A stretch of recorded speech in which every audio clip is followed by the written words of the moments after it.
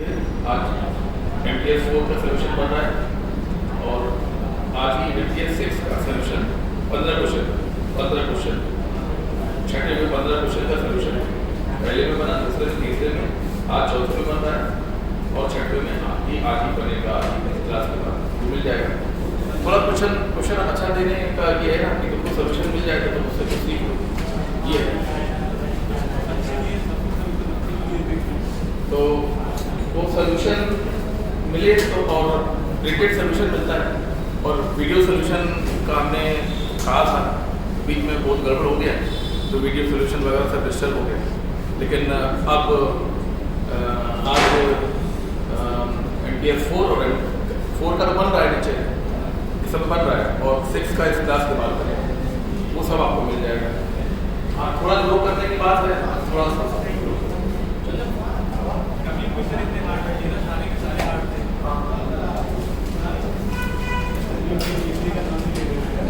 उसका सोल्यूशन देख के उससे फायदा नहीं होता। हार्ड है तो उसका सोल्यूशन देख के देखो कि कितना कम में सॉल्व हुआ है कि ज़्यादा में सॉल्व हुआ है। ये देखो कि लंबा सोल्यूशन है कि छोटा ही सोल्यूशन है। तो मतलब अगर छोटा सोल्यूशन है तो मतलब कि तुम्हें हार्ड लगा लेकिन हार्ड था नहीं, और अगर सोल्यूशन वाकई में लेंदी है तो इसका मतलब है कि वो वाकई हार्ड हो। अच्छा क्वेश्चन वो होता है जो आए ना लेकिन सोल्यूशन एकदम इतना बड़ा हो, ये बात है। आइए चलिए बात करते हैं। अगर कोई ऑल्टरनेटिव सर्किट है, मान लो LR सर्किट है, ऑल्टरनेटिव करंट का नोटेशन जल्दी करेंगे भाई थोड़ा सा। तो सप्लाई वोल्टेज V बराबर V0 sin ओमेगा t, ये सप्लाई वोल्टेज हो गया, ये सप्लाई करंट हुई है। यहाँ जो वोल्टेज निकलता है उसको बोलते हैं सप्लाई वोल्टेज और यहाँ से जो करंट निकलता है उसको बोलते हैं, यहाँ से जो भी करंट निकलता है उसको बोलते हैं सप्लाई करंट। अब मेरी बात सुनना, सप्लाई करंट का क्या हाल है? सप्लाई करंट का ये हाल है, ये सर्किट है, ठीक है ना, ये सर्किट है, ये क्लॉकवाइज बोला जाएगा और ये एंटी क्लॉकवाइज, आप सुनते जाएगा। यहाँ पे जो करंट होगी उसका मान मैं बोल रहा हूँ, यहाँ देखिए मान लीजिए इसकी पीक वैल्यू कितनी है 5 और नेगेटिव में भी 5। आप कहेंगे ये नेगेटिव का मतलब बताइए, पॉजिटिव का मतलब होता है क्लॉकवाइज और नेगेटिव का मतलब होता है एंटी क्लॉकवाइज। मतलब अगर आप पहली ही बात पकड़ ले गए है ना तो आपको आगे इस चैप्टर में ज़्यादा सोचने की दिक्कत नहीं होगी। ऑल्टरनेटिव करंट का ये हाल है कि अगर ये सर्किट है, ये सोर्स है और ये सर्किट है, ये सर्किट मतलब तार, इंडक्टर, रेजिस्टर, ये सर्किट, ठीक है ना। तो इसमें करंट कैसे बहती है 0 1 2 3 4 5, मान बता रहा हूँ, मान ये दिखा रहा हूँ कैसे बह रही है और बोल रहा हूँ मान, ठीक है ना।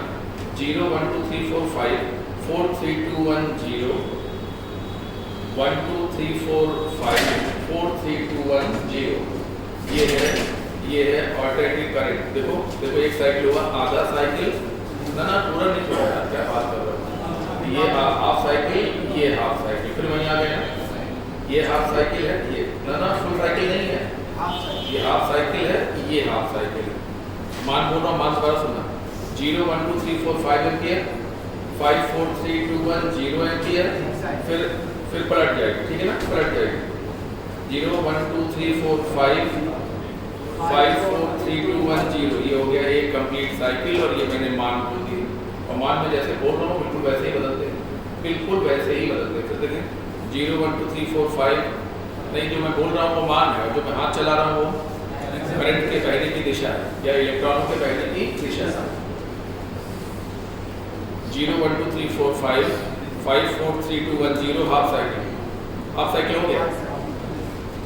0 1 2 3 4 5 5 4 3 2 1 0 हो गया कंप्लीट वन साइकिल, क्योंकि यहाँ पर दिखाया गया, देखिए 0 1 2 3 4 5 4 3 2 1 0, ये क्लॉकवाइज है, हाफ साइकिल क्लॉकवाइज। 0 1 2 3 4 5 0 1 2 3 4 5 5 4 3 2 1 0, ये हो गया कंप्लीट साइकिल। और जो मैं बोल रहा हूँ वो मान है, और मान ऐसे ही हर क्षण बदलता है, मान हर क्षण बदलता है, मान हर क्षण बदलता है। किसी ने कहा और इन AC सर्किट, मतलब शुरुआत के पार्ट में आप ध्यान सुन लीजिए जिससे आपको एक सोच और समझ मिल जाए और हम चैप्टर में आगे तेजी से बढ़ते चले जाएंगे। आई का मान तो कैसा है 10 एम्पियर, और मैंने अभी भी बोला था कि आई का मान हर क्षण बदलता है। इसने कहा कि डीसी सर्किट आई का मान 10 एम्पियर, क्योंकि मैं बोल रहा हूँ कि करंट कैसा होता है 0 1 2 0 1 2 3 4 5 6 7 9 8 10 11 12 और फिर 11 10 8 6 4 3 2 1 0 हाफ साइकिल। तो ये इस प्रकार से मान लगातार बदलता है। और मैंने कह दिया इसी सर्किट में 10 एम्पियर की करंट है, तो तुम कहते ना ये इसकी करंट की आरएमएस वैल्यू है। क्या वैल्यू है? जब एक मान दे देते हैं तो क्या होती है आरएमएस मान होता है। ठीक है, 10 एम्पियर करंट बह रहा है एसी सर्किट में। एसी सर्किट में 10 एम्पियर करंट लगातार बह ही नहीं सकता। एसी सर्किट में करंट का मान हर क्षण बदलता है, हर क्षण बदलता है और कुछ देर बाद दिशा बदलती है। ना ना ना, मान हर क्षण बदलता है और दिशा हाफ साइकिल के बाद बदलती है या क्वार्टर साइकिल के बाद बदलती है। कॉस है तो क्वार्टर साइकिल के बाद बदल जाती है पहली बार। ठीक है ना, चलिए वो बात छोड़ दीजिए। मान हर क्षण बदलता है और डायरेक्शन पर्टिकुलर टाइम के बाद बदलती है। देखिए इतने टाइम तक क्लॉकवाइज, इतने टाइम तक एंटी क्लॉकवाइज, इतने टाइम तक क्लॉकवाइज, इतने टाइम तक एंटी क्लॉकवाइज। मान हर क्षण बदलता है और दिशा एक इंटरवल के बाद बदलती है। ये एक पीरियोडिक फंक्शन होती है। ऑल्टरनेटिंग करंट कैसा फंक्शन है? Periodic function. ऑल्टरनेटिंग वोल्टेज कैसा फंक्शन है? Periodic function. ठीक है ना, आवर्ती है। आगे मैं आपको ये बताना चाहता हूँ कि ऑल्टरनेटिंग करंट में, ऑल्टरनेटिंग सर्किट में हॉट वायर मीटर और हॉट वायर वोल्टमीटर लगाए जाते हैं करंट नापने के लिए। हॉट वायर का मीटर हमेशा आरएमएस करंट नाप के देता है। हॉट वायर वोल्टमीटर भी ऑल्टरनेटिव वोल्टेज नाप के देता है, वो क्षणिक मान नहीं देता। सुन लिया आपने? हॉट वायर मीटर क्षणिक मान नहीं देता, 0 1 2 3 4 5 नहीं देता, 5 4 3 2 1 0 ये मान नहीं देता, बल्कि इन सब का आरएमएस मान, इन सभी मानों का एक आरएमएस मान होता है। रूट मीन स्क्वायर मान होता है, वो रीडिंग देता है। ठीक है, कौन? हॉट वायर मीटर और हॉट वायर वोल्टमीटर की रीडिंग दी हो तो समझ जाना कि आरएमएस करंट और आरएमएस वोल्टेज दी है। आगे सुनते जाओ। बिना कुछ कहे करंट पूछी जाए, बिना कुछ कहे करंट पूछी, एसी सर्किट की बात कर रहा हूँ। बिना कुछ कहे करंट पूछी जाए तो आरएमएस की निकाल के बताना, आरएमएस कैलकुलेट करके बताना। ठीक है ना, आरएमएस अगर कहा जाए कि 10 एम्पियर की करंट बह रही है तो उसको आरएमएस मानना। अगर कहा जाए इस पर वोल्टेज 2 वोल्ट है तो ये भी आरएमएस है। इस पर वोल्टेज बताओ तो आरएमएस निकाल के ही बताओ। इस पर करंट बताओ तो आरएमएस वैल्यू निकाल के बताओ। इतना तो हमें आगे hot wire meter, hot wire voltmeter की रीडिंग हमेशा आरएमएस मान होंगे। ठीक है ना, अगर बिना कुछ कहे करंट दे दी जाए तो आरएमएस होगी, बिना कुछ कहे वोल्टेज दे दिया जाए तो आरएमएस होगा, बिना कुछ कहे करंट पूछ लिया जाए तो आरएमएस भी निकाल के बताना। ना पीक ना बताना, एवरेज ना बताना, आरएमएस ही बताना। बिना कुछ कहे वोल्टेज पूछ लिया जाए कहीं पर तो हाँ, वोल्टेज मतलब पोटेंशियल डिफरेंस, वोल्टेज मतलब पोटेंशियल डिफरेंस, तो क्या बताना? आरएमएस वोल्टेज ही निकाल के बताना।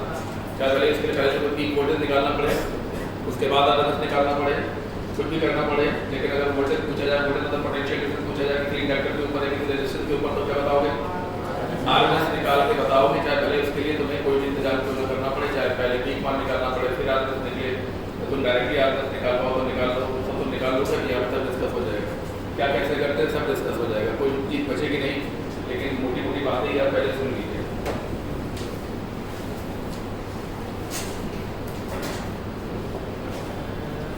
पहले सवाल शुरू हो गया। देखिए reading of meter is 10 ampere, इसकी रीडिंग है 10 एम्पियर, ये आरएमएस है। और इस पर जो वोल्टेज की रीडिंग है वो 20 वोल्ट है। तो कहते हैं सप्लाई वोल्टेज है। क्या हो गया? सप्लाई वोल्टेज है, सिर्फ आर पर वोल्टेज है। इस पर बताओ सप्लाई वोल्टेज यहाँ लगाया जाता है, ये है सप्लाई वोल्टेज, ये है सप्लाई वोल्टेज जो टाइम का फंक्शन समय के साथ बदलता है। ठीक है। और ये किसके क्रॉस वोल्टेज है? वोल्टेज मतलब पोटेंशियल डिफरेंस, वोल्टेज मतलब पोटेंशियल डिफरेंस। इस पर पोटेंशियल डिफरेंस है केवल आर पर, इसका मान दिया है, इसका मान दिया है। क्वेश्चन है find average value of supply current और potential difference across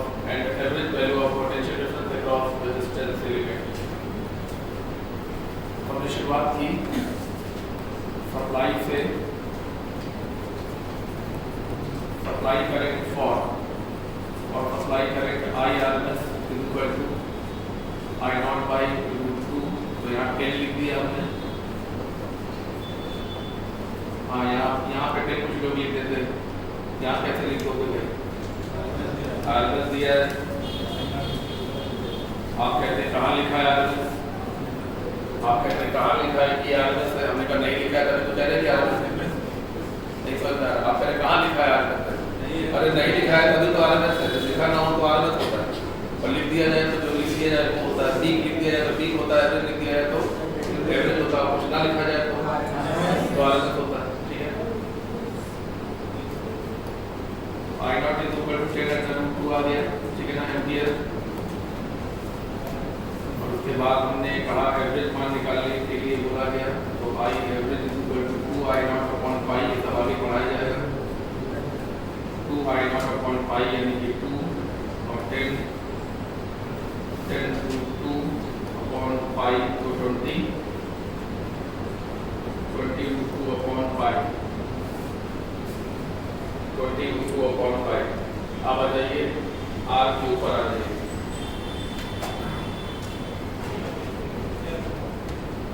across resistance across R V RMS is equal to V naught by root 2, ये 20 is equal to V naught by root 2, ये ऊपर लिख दिया हमने across R, एकदम जो भी कुछ कह रहे हैं वो R के ऊपर कह रहे हैं, ठीक है, R के ऊपर, R के टर्मिनल के across, तो V naught बराबर आ गया 20 अंडर रूट 2, और V नॉट आने के बाद आगे सोल्यूशन ऊपर बना रहे हैं, देखिए ये बना रहे हैं V average is equal to 2 V naught upon pi, का फॉर्मूला आप लोगों को अच्छी तरह से मालूम है, जो हो गया 2 और ये 20 root 2 upon pi, 20 root 2 upon pi, यानी कि ये हो गया 40 under root 2 upon pi, 40 root 2 upon pi.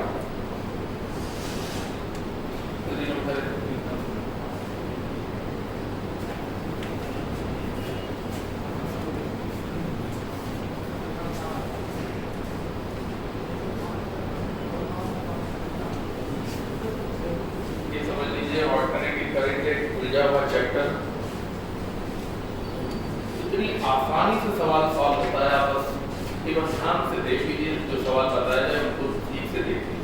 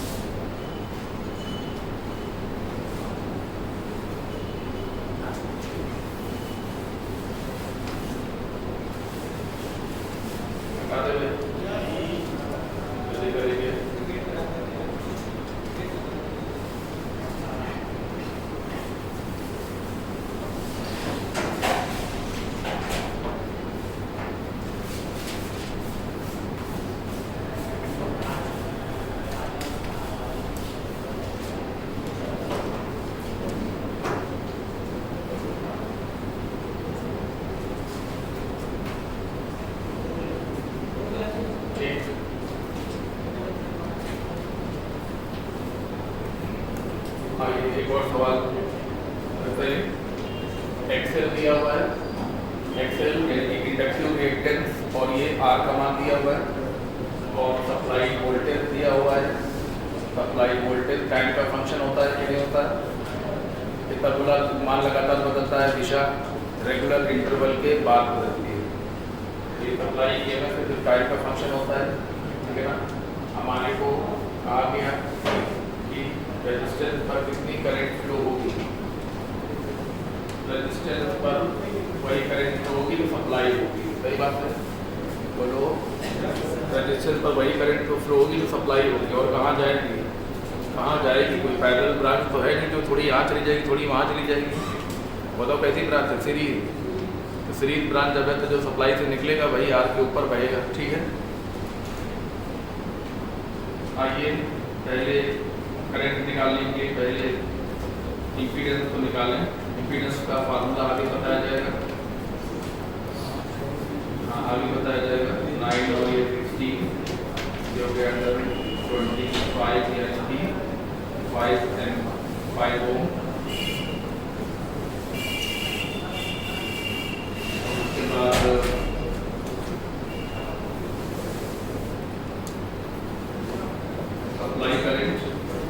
Supply current peak value, supply current peak value I naught is equal to V naught by R। V नहीं कहना चाहते, E कहना चाहते हैं, चलिए E नॉट बाई R। इस चैप्टर में हम वोल्टेज को V नहीं बल्कि E से रिप्रेजेंट करेंगे पूरे चैप्टर में, ठीक है। और V नहीं बल्कि E से रिप्रेजेंट करेंगे। आप लोग सवाल लगाते वक्त चाहे तो V का इस्तेमाल कर सकते हैं, ठीक है। P वोल्टेज 100 है और R का Z का मान Z का मान 5 है, ये हो गया 20 एम्पियर। ये पीक करंट है, अभी आपका आंसर नहीं है ना, अभी बिल्कुल ये आंसर नहीं माना जाएगा। और IRMS equal to I naught by √2, ये सब आगे बताया जाएगा, पढ़ाया जाएगा। 20 बाई √2 यानी कि 10√2 एम्पियर।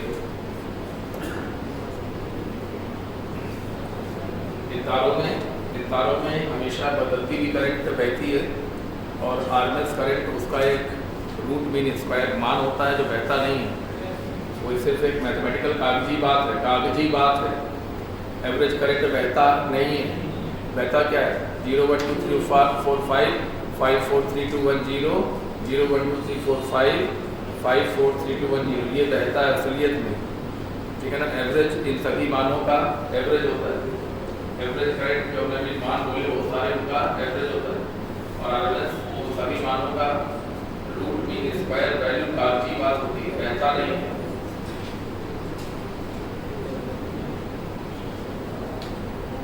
जैसे एक कंटेनर में गैस के मॉलिक्यूल रैंडम मोशन करते हैं, एक कंटेनर में गैस के मॉलिक्यूल रैंडम मोशन करते हैं, सभी मॉलिक्यूल की वेलोसिटी अलग-अलग होती है, किसी कम होती है, किसी की ज़्यादा होती है, किसी की और ज़्यादा होती है। रैंडम मोशन करते हैं, दिशा भी रैंडम होती है, तो हम लोग उसका क्या निकालते हैं? RMS velocity, average velocity, most probable velocity, ये सब निकालते हैं। क्या ये वाकई मॉलिक्यूल के पास होती है? नहीं होती तो रैंडम है। ऐसे अल्टरनेटिव करंट भी रैंडम होती है, लगातार मान बदलता रहता है, दिशा इंटरवल बदलता रहता है। एवरेज मान उन सभी मानों का एवरेज है, आरएमएस मान भी उन सभी मानों का मीन स्क्वायर वैल्यू होता है, ठीक है। नोट कर लिया होगा। एक कंटेनर में गैस का मॉलिक्यूल की एवरेज वेलोसिटी बताइए। एवरेज वेलोसिटी का formula, average velocity under root CRT by capital M की स्मॉल एम, और 3 KT कर दे तो बाई स्मॉल एम KT कर लीजिए तो स्मॉल एम कर लीजिए एक एटम का मास, और अगर RT कर लीजिए तो मॉलिक्यूलर मास कर लीजिए नीचे, ठीक है ना। और आपका जवाब गलत हो गया, एवरेज वेलोसिटी 0 होती है। आपका जवाब गलत हो गया, एवरेज वेलोसिटी कितनी होती है? 0 होती है। एवरेज वेलोसिटी 0 होती है भैया, क्योंकि मोशन कैसा होता है? रैंडम। तो किसी की वेलोसिटी इधर है, किसी की इधर है, किसी की इधर है, किसी की इधर है, किसी की इधर है, किसी की इधर है। एवरेज वेलोसिटी कितनी होती है? 0। जो आप बता रहे हैं वो एवरेज स्पीड है। क्या बोला? आप जो बता रहे हैं वो एवरेज स्पीड निकालने का फार्मूला है। एवरेज वेलोसिटी गैस मॉलिक्यूल की हमेशा 0 होती है। गलतियां कर रहे हो तुम।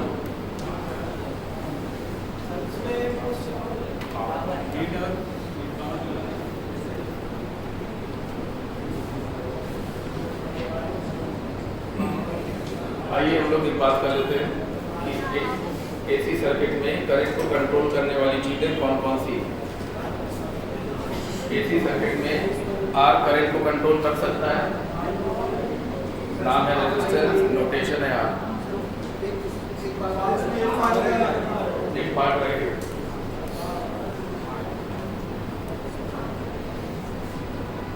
अरे पावर प्रोड्यूस, पावर का फार्मूला भी पढ़ाया नीचे है, IR²/R, ये पावर का फार्मूला। तो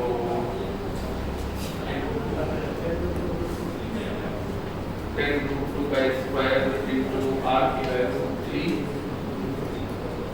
200 इंटू 3 ये हो गया 600 watt joule per second. 600 joule heat energy per second बनेगी,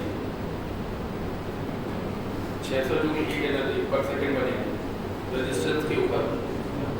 हीटअप कौन होगा? रेजिस्टेंस। इंडक्टर हीटअप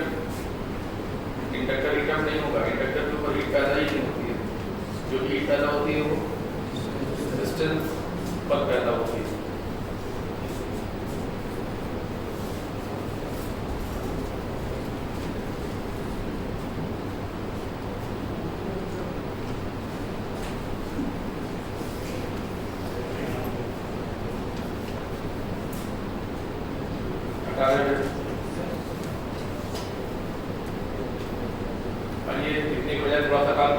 स्टार्टिंग कर लिया जाए, थोड़ा टाइम बच जाए। करंट को कंट्रोल करने के लिए ये सब चीज़ें, करंट के मान को घटाने और बढ़ाने के लिए अपनी मर्जी से हम एल, आर, एल और सी को लगाते या हटाते हैं अपनी मर्जी से। सर्किट में जो लगाना है हमको अपने मतलब के हिसाब से लगाना होगा। जैसा मेरा काम लेना होगा वैसा हम सर्किट बनाएंगे। रेजिस्टेंस ऑल्टरनेटिंग करंट को कंट्रोल करता है और नाम है रेजिस्टेंस और नोटेशन है आर। नाम है रेजिस्टेंस, नोटेशन है आर। ये इंडक्टर है, ये करंट को कंट्रोल करता है और कंट्रोलिंग फैक्टर का नाम है inductive reactance, XL. Inductive reactance और एक्सएल निकलता है कैसे? ओमेगा एल से। ओमेगा एल एक्सएल बराबर ओमेगा एल। ओमेगा सप्लाई की फ्रीक्वेंसी है और एल इसका सेल्फ इंडक्टेंस है। सी करंट को कंट्रोल करता है, किस नाम से? कैपेसिटिव रिएक्टेंस नाम से करंट को कंट्रोल करता है। कंट्रोलिंग फैक्टर एक्सी निकालने का तरीका 1/, ओमेगा। ठीक है, ओमेगा अगर फ्रीक्वेंसी हर्ट्ज वाली दी हो तो ओमेगा की जगह पर 2πf करेंगे, हो जाएगा। ठीक है, एल और सी दोनों मिलकर भी करंट को कंट्रोल करते हैं। कंट्रोलिंग फैक्टर का नाम रिएक्टेंस कहलाता है। एक्स से रिप्रेजेंट करते हैं, एक्स बराबर होता है एक्सएल माइनस एक्सी, मतलब ओमेगा एल माइनस 1/, ओमेगा। उसके बाद एल आर मिलकर भी करंट को कंट्रोल कर सकते हैं। कंट्रोलिंग फैक्टर का नाम है इम्पीडेंस। इम्पीडेंस निकालने का तरीका √r² plus XL square, √r² XL square. ठीक है, एल और सी दोनों मिलकर, एल सी और आर मिलकर भी करंट को कंट्रोल करते हैं। कंट्रोलिंग फैक्टर का नाम है इम्पीडेंस। जेड से डिनोट किया जाता है इम्पीडेंस, फॉर्मूला है √r² प्लस एक्सी स्क्वायर। तीनों मिलकर भी करंट को कंट्रोल कर सकते हैं। कंट्रोलिंग फैक्टर का नाम इम्पीडेंस है। इम्पीडेंस यहाँ भी नाम है और ये इसका फॉर्मूला होता है √r² प्लस एक्स स्क्वायर और एक्स का मतलब होता है XL minus XC.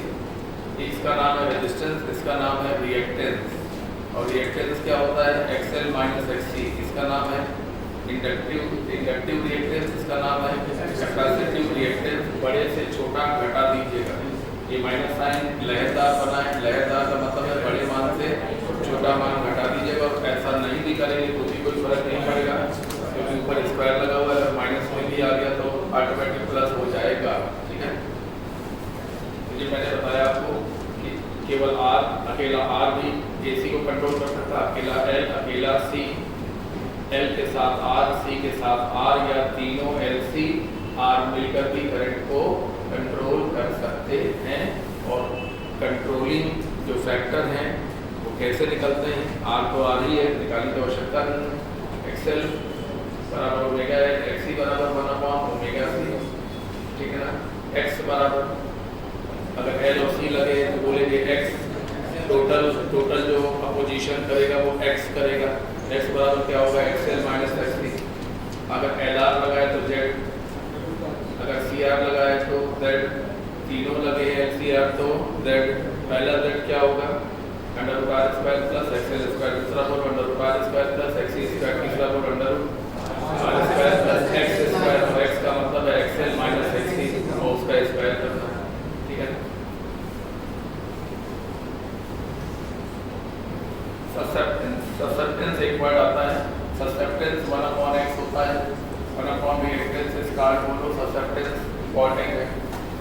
Admittance 1 upon impedance square. Admittance Y से रिप्रेजेंट करते हैं, इसकी यूनिट होगी ओम इनवर्स। ओम इनवर्स लिखा नहीं है क्या? ओम इनवर्स लिख लीजिए भाई। ओम इनवर्स या 1 अपॉन ओम भी कह सकते हैं, ओम इनवर्स भी कह सकते हैं। 1/x का मतलब, अरे 1 upon x subtends 1 upon z admittance. Impedance के रेसिप्रोकल को एडमिटेंस कहते हैं, रिएक्टेंस के रेसिप्रोकल को ससेप्टेंस कहते हैं। ठीक है,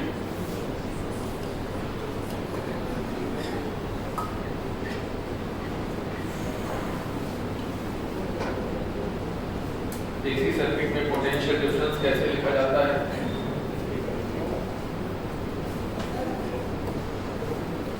potential difference V is equal to IR। Volume बढ़ा दे।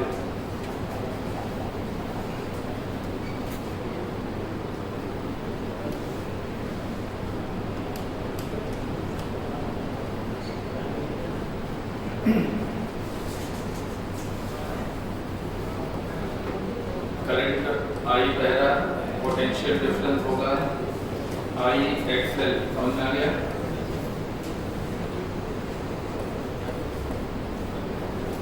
केवल C है तो पोटेंशियल डिफरेंस होगा I विद XC।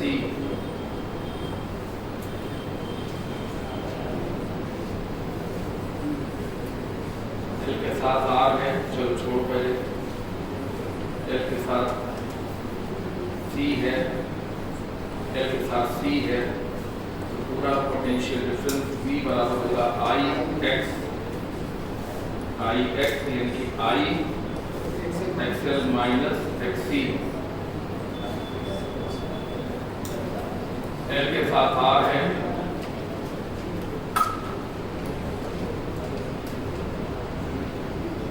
L के साथ R है, पोटेंशियल डिफरेंस होगा I Z बता चुके हैं। हाँ, एक बार लिखे दे रहे तभी हम बता चुके हैं। तो ये पोटेंशियल डिफरेंस देखने का तरीका बता रहे हैं। ठीक है ना, जैसे आप लोग एक डीसी सर्किट में क्या पढ़ा करते थे कि भाई V बराबर IR पढ़ लिया करते थे। ठीक है ना, और अगर अगर R होता था, अरे कंफ्यूज ना हो जाना है, हम ये लिखना नहीं चाहते थे, हमने ऊपर लिख दिया डीसी। क्या लिख दिया है? डीसी। और R के ऊपर बोलो IR, C के ऊपर बोलो, भूल गए ना तुम, C के ऊपर बोलो Q/C। कितनी जल्दी से भूल जाते हो, Q/C। L के ऊपर हो, L के ऊपर potential difference minus L DI/dt। समझ में आ रहा है कि नहीं आ रहा? बोलो, ये सब याद आ रहा है? डीसी में पढ़ा था। ठीक है ना, AC बिल्कुल डिफरेंट था, आपको उसको इसमें मिक्सअप मत कीजिए, बिल्कुल मिक्सअप था। ठीक है, यहाँ पर सारे पोटेंशियल डिफरेंस 1 by 1 देखिए लिख रहा हूँ। C के साथ R है, तो ये जो पूरा पोटेंशियल, हाँ पूरा देखो, पूरा V equal to I Z यहाँ भी होगा, और यहाँ का Z तो आप जानते ही हैं, √R² प्लस XC²। और अगर तीनों L C और R तीनों के ड्रॉप पूरा आप कहेंगे ये तो करंट को जाम कर देता है। जाम आम नहीं कर देता, जाम आम नहीं कर देता। वो कहाँ जाम कर देता था? डीसी में जाम कर देता था, एसी में जाम आम नहीं करता है वो। ठीक है ना,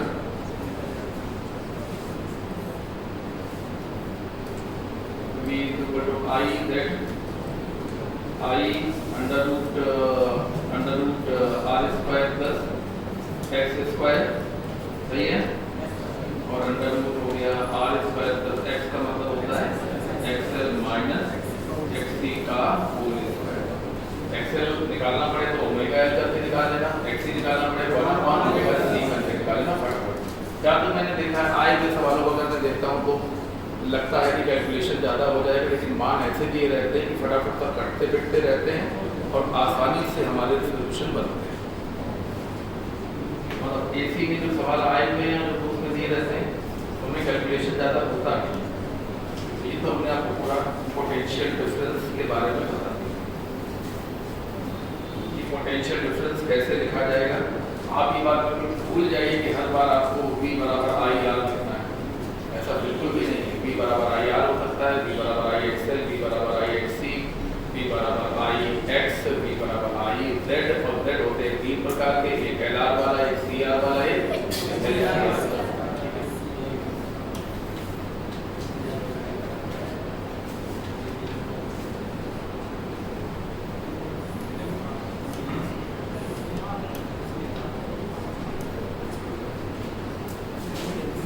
डेफिनेशन ऑफ ऑल्टरनेटिंग करंट, ये एक वेरिएबल, सुनते जाओ।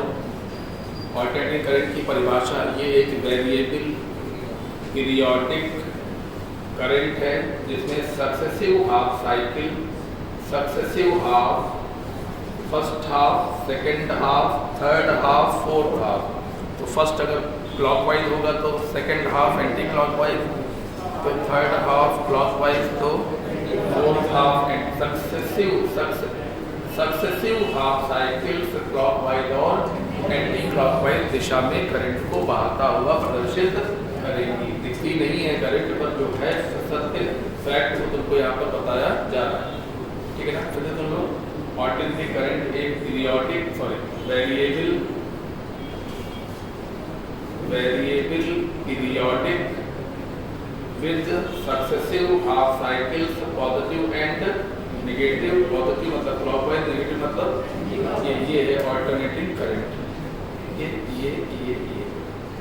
ये एक साइकिल ये है, ये बताओ half cycle, next half cycle हो गया वन फुल, एक बार क्लॉकवाइज और एक बार एंटी क्लॉकवाइज मिलकर बनेगा एक साइकिल, ठीक है ना। ये सब इसलिए कि कभी कभी क्या है कि मन में हमारी उलझन आ जाती है कि हम क्या पढ़ रहे हैं, ये क्यों कैसी करंट जो कैसे बह रही होगी, ऐसे ऐसे बता दें तो उससे क्या होता है, ये ऐसे बहती है, मान लगातार बढ़ा फिर घटा। अब बताओ मान बढ़ा फिर घटा और दिशा तो आप देखिए ना, ये एंटी क्लॉकवाइज है और ये क्लॉकवाइज है।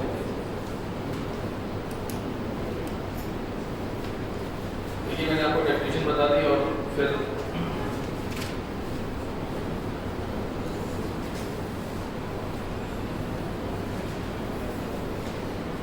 ये ऐसी बात है जो आप लोगों को बताने लायक तो नहीं है, तो मालूम है तुम लोगों को अच्छी तरह से। 80 हो गया, 80/2 हो गया, ये 80/4 और ये 3/4, 3/4।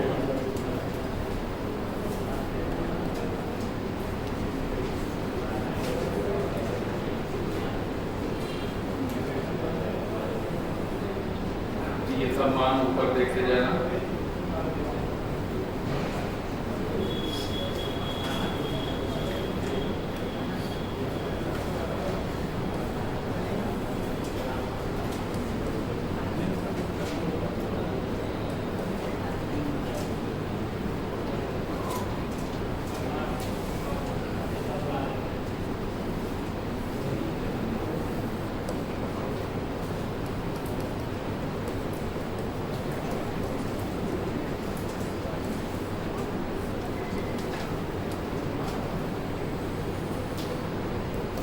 टाइम पीरियड जैसा कि ऊपर लिखा हुआ है, ये फुल, ये T/2, T जैसा ऊपर लिखा हुआ है, और ये 3T/2, 3T/4, ठीक है ना। ये है I बराबर I0 sin ओमेगा टी, ये I बराबर minus I0 sin omega T, I बराबर I0 cos omega T, I बराबर minus I0 cos omega T. ये आपकी तरफ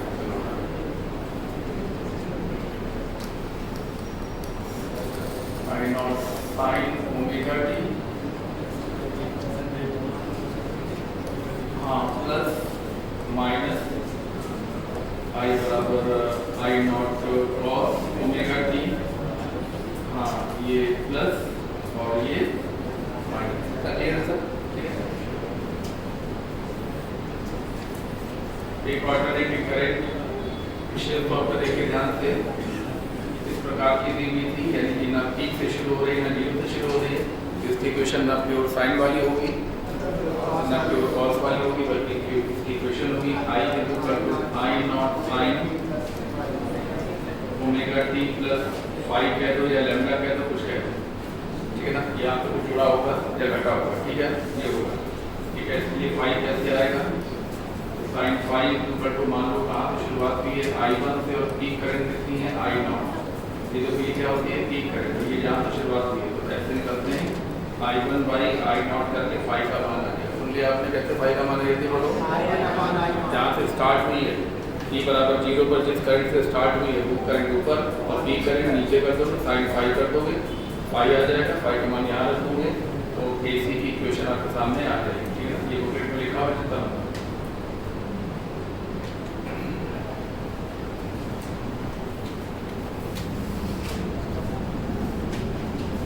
ये आपके सामने जो बना हुआ है वो डैम्ड AC है। हाँ ये AC है, इसमें कोई डाउट नहीं, लेकिन कैसी बताइए डैम्ड है। इसके जो एम्पलीट्यूड है लगातार घट रहे हैं और अल्टीमेटली ये खत्म होती हुई नजर आ रही है। ये डैम्ड AC, ये सब अनडैम्ड AC है, फ्री AC।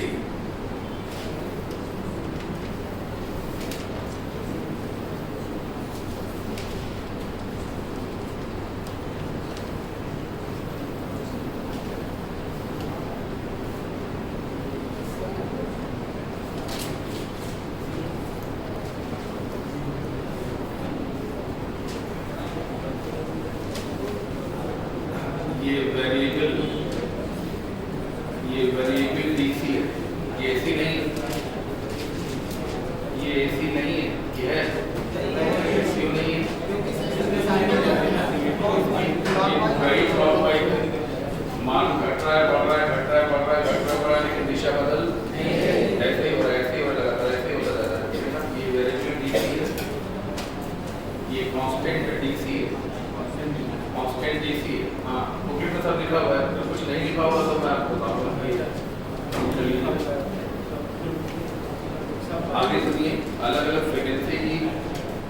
फ्रीक्वेंसी की दो या दो से अधिक AC मिलकर, अलग अलग फ्रीक्वेंसी की दो या दो से अधिक AC मिलकर एक AC ही बनाते हैं, और वो कभी स्क्वायर AC हो सकती है, ठीक है ना, और वो ट्रायंगुलर AC भी हो सकती है। स्क्वायर AC और ट्रायंगुलर AC के सवाल भी एग्जाम में पूछे जा चुके हैं।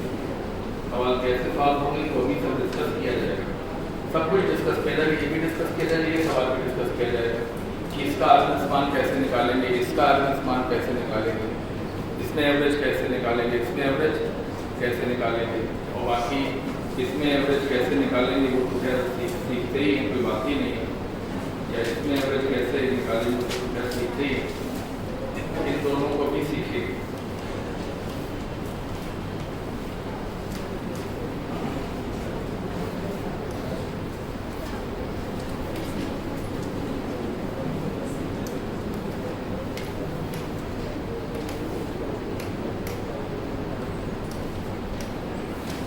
डिस्कस हो गया है। प्रॉपर्टीज ऑफ AC सुनिए ध्यान से। AC में जो प्रॉपर्टीज है वो समझ लीजिए 7, 8, 9 पॉइंट हैं, उनको केवल सुन लीजिए, उनको याद करने की कोशिश मत कीजिए, उनसे 2 बार पढ़ लीजिए, आपका दिमाग तुरंत उनको एब्जॉर्ब करने का मौका आएगा, आपको तुरंत ध्यान आ जाएगा हमने ये पढ़ा। बैठ कर रखने की कोशिश से कोई चीज़ याद नहीं होगी कि हम आज बैठ के बिल्कुल ऐसा कर देंगे, ऐसा नहीं होगा। आप तो पढ़िए, रिलैक्स होकर पढ़िए, आराम से पढ़िए, क्या लिखा है, क्या कहीं कुछ बात ऐसी लाइन है जो समझ में नहीं आ रही तो डिस्कस करें। ये लाइन ऐसी लिखी है हमको समझ नहीं आ रही क्या लिखा है, इसका मतलब समझ नहीं आ रहा, ठीक है ना, तो डिस्कस करेगा।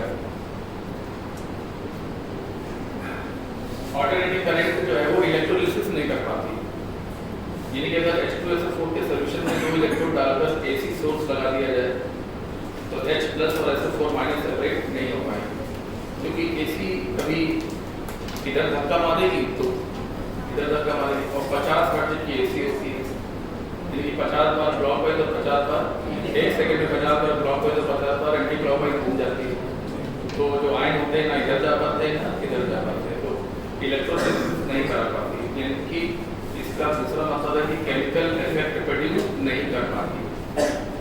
एसी हीटिंग इफेक्ट प्रोड्यूस करती है, हीटिंग इफेक्ट हो ही रहा है, हीटर चला ही रहा है, सब हो ही रहा है, तो हीटिंग केमिकल इफेक्ट प्रोड्यूस नहीं कर पाती है, हीटिंग इफेक्ट प्रोड्यूस करती है।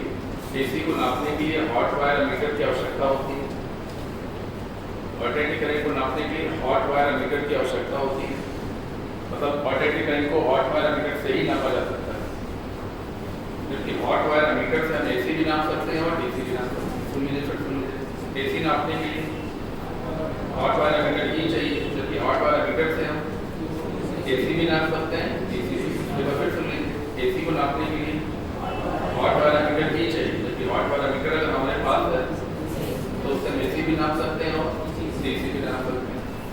ऑल्टरनेटिंग करंट को मूविंग कॉइल गैल्वेनोमीटर या टेंजेंट गैल्वेनोमीटर, ये मार्केट में जो आपको गैल्वेनोमीटर दिखाई पड़ते हैं, उनसे नापा नहीं जा सकता, क्योंकि वो एवरेज मान बताते हैं। वो कौन सा मान बताते हैं? वो करंट का एवरेज मान बताते हैं, जबकि एसी का फुल साइकिल में एवरेज मान ये होगा। एसी का फुल साइकिल में एवरेज मान, आप कहते हैं हम ये बातें कैसे ध्यान रख रहे हैं, आप ये समझ लीजिए आपको ये बातें ऐसे ध्यान रहेंगी। जब आप ये देखें ना कि फुल साइकिल में जितना पॉजिटिव एरिया उतना नेगेटिव एरिया, तुरंत चट से बोल देना कि एवरेज जीरो, समझ गया ना? तो जो आप एवरेज एसी का एवरेज मान पढ़ते हैं वो क्या पढ़ते हैं? वो क्या पढ़ते हैं? बोलो हाफ साइकिल का पढ़ते हैं। बोलो कितना पढ़ते हैं? हाफ साइकिल कितने का एवरेज पढ़ते हैं? क्योंकि यहाँ से यहाँ तक इसका एवरेज पढ़ते हैं 2i डॉट अपॉन पाई। बोलो 2i dot upon pi plus 2i dot upon pi with minus sign. बात समझ में आ रही है? और फुल साइकिल में एवरेज बोलो जीरो। और जो मूविंग कॉइल गैल्वेनोमीटर होते हैं, टेंजेंट गैल्वेनोमीटर होते हैं, वो करंट का एवरेज मान बताते हैं, जबकि एसी का फुल साइकिल में एवरेज मान जीरो होता है, इसीलिए वो ऑल्टरनेटिव करंट को नाप नहीं पा रहे हैं। ठीक है ना? एसी जो है वो स्किन इफेक्ट शो करती है, यानी कि जो एसी की डेंसिटी होती है वो सरफेस पर, सतह पर ज़्यादा और अंदर कम होती है। इस इफेक्ट को क्या कहते हैं? स्किन इफेक्ट कहते हैं। Alternative current skin effect show करती है। ये इफेक्ट क्या है? ये इफेक्ट ये है कि यहाँ पर करंट की डेंसिटी ज़्यादा होगी मैक्सिमम, और यहाँ पर करंट की डेंसिटी सबसे कम होगी, और जैसे जैसे आप नीचे उतरते जाएंगे करंट की डेंसिटी धीमे धीमे कम होती जाएगी। तो अगर यहाँ ये दूरी d है d, तो यहाँ पर J का मान, यहाँ पर J का मान, अगर मान तो खैर नहीं निकालना पड़ेगा, लेकिन अगर निकालना भी पड़ा तो d upon skin d, skin depth upon skin depth, ये फार्मूला है। स्किन डेप्थ का मान 6.6 अपॉन अंडर f सेंटीमीटर के बराबर, या फिर 2.6 अपॉन अंडर f इंच के बराबर होता है, इंचेस के बराबर होता है। इसका कोई काम नहीं है, ये थोड़ा ध्यान रखिएगा। अब सुनिए स्किन डेप्थ की क्या डेफिनेशन है। स्किन डेप्थ क्या है?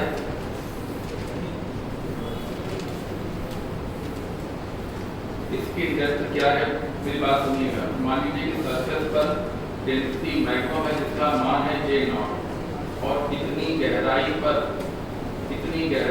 J का मान J0 अपॉन E हो गया। कितना हो गया? बोलो J0 अपॉन E हो गया। तो इस डेप्थ को स्किन डेप्थ के नाम से जानते हैं। स्किन डेप्थ समझ में आ गया? बताओ।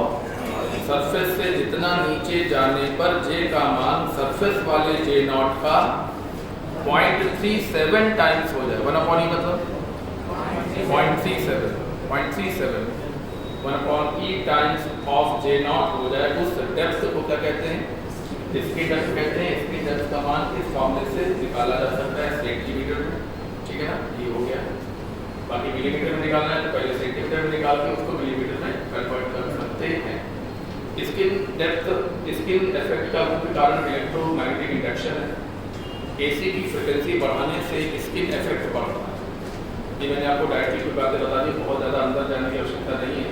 जितना अंदर जाना चाहिए था उतना अंदर तक चले गए हैं कि स्किन इफेक्ट का प्रमुख कारण इलेक्ट्रोमैग्नेटिक इंडक्शन है। और साथ ही साथ सुन लीजिए, सप्लाई फ्रीक्वेंसी जितनी ज़्यादा होगी एसी का सरफेस में बहने की टेंडेंसी भी उतनी ज़्यादा होगी, स्किन इफेक्ट उतना ज़्यादा डोमिनेंट होता हुआ नजर आएगा। ठीक है, आगे सुन लीजिए।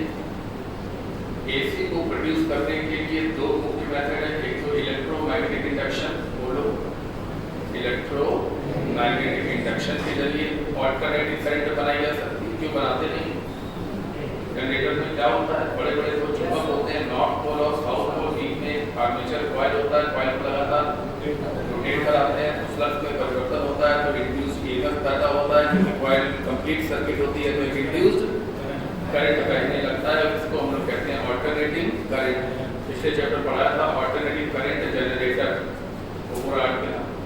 दूसरा है कि अगर सी को किसी बैटरी से चार्ज करें और फिर बैटरी काट के इसके अंदर एल लगा दें सीरीज में, तो करंट और चार्ज के दोलन शुरू हो जाते हैं, और ये भी अल्टरनेटिंग करंट होता है। ठीक है ना, तो अल्टरनेटिंग करंट प्रोड्यूस करने के प्रमुख दो मेथड है। पहला इलेक्ट्रोमैग्नेटिक इंडक्शन मेथड है, दूसरा oscillation of charge and current in LC circuit. ठीक है, एसी को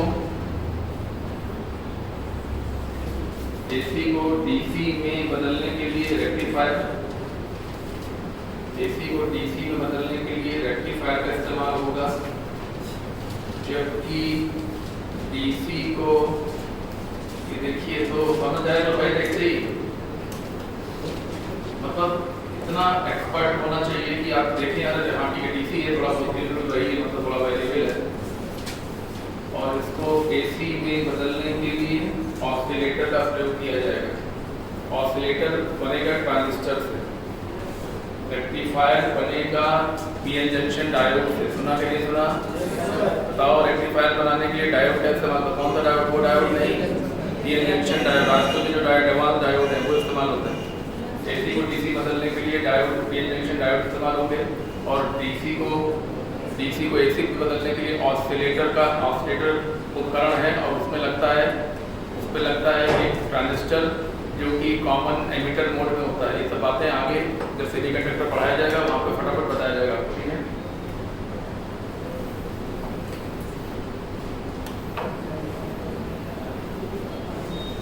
ये सारी प्रॉपर्टीज एसी की प्रॉपर्टीज सारी मैंने आपको बता दी है, ये सब मालूम है, सब पता है।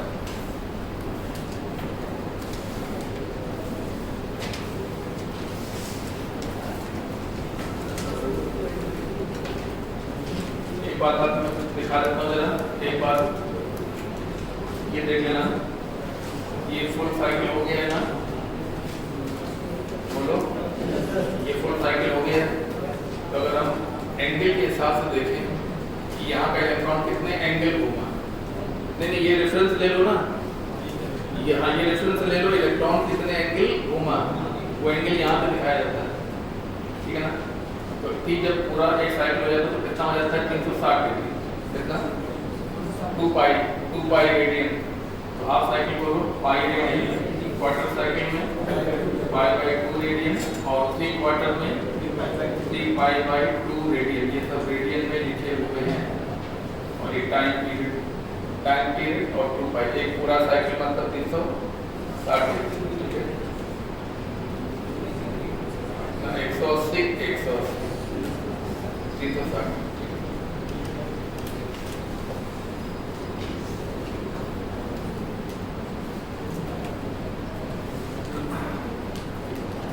इतनी देर में करंट का मान,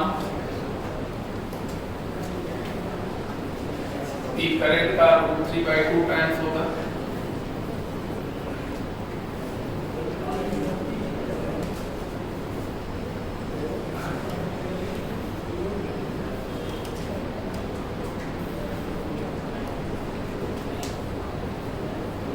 I0 sin0 cancel, sin omega t is equal to √3/2 omega t is equal to 60 degree, by 3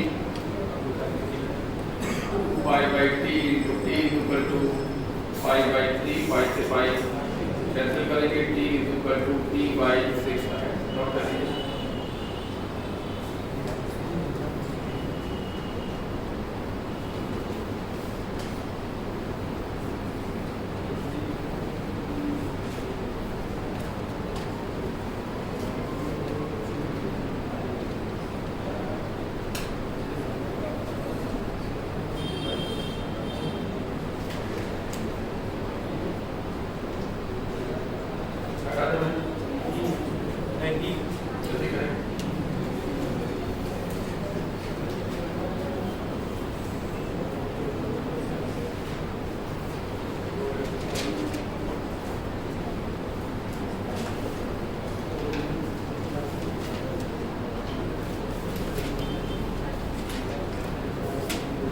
कुछ 8-10 सवाल ऐसे मिलेंगे जिनमें हमें इस आर्टिकल की आवश्यकता पड़ेगी।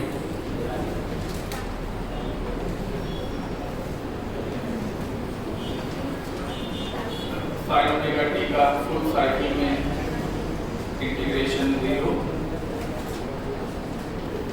Cos omega. 8-10 सवाल ऐसे हैं जो जिसमें इन चीज़ों की आवश्यकता पड़ेगी। आपका ये सब चीजें मालूम होने से आपका कम से कम 6-7-8 सेकंड तो बचेगा। ठीक है, साइन ओमेगा टी का हाफ साइकिल में d/5 कॉस ओमेगा टी का हाफ साइकिल में 0 हाफ साइकिल में 0 हाफ साइकिल में 0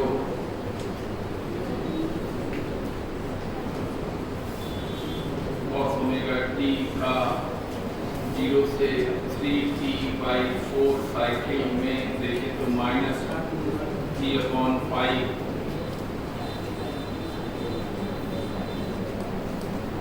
साइन स्क्वायर ओमेगा टी का फुल साइकिल में t/2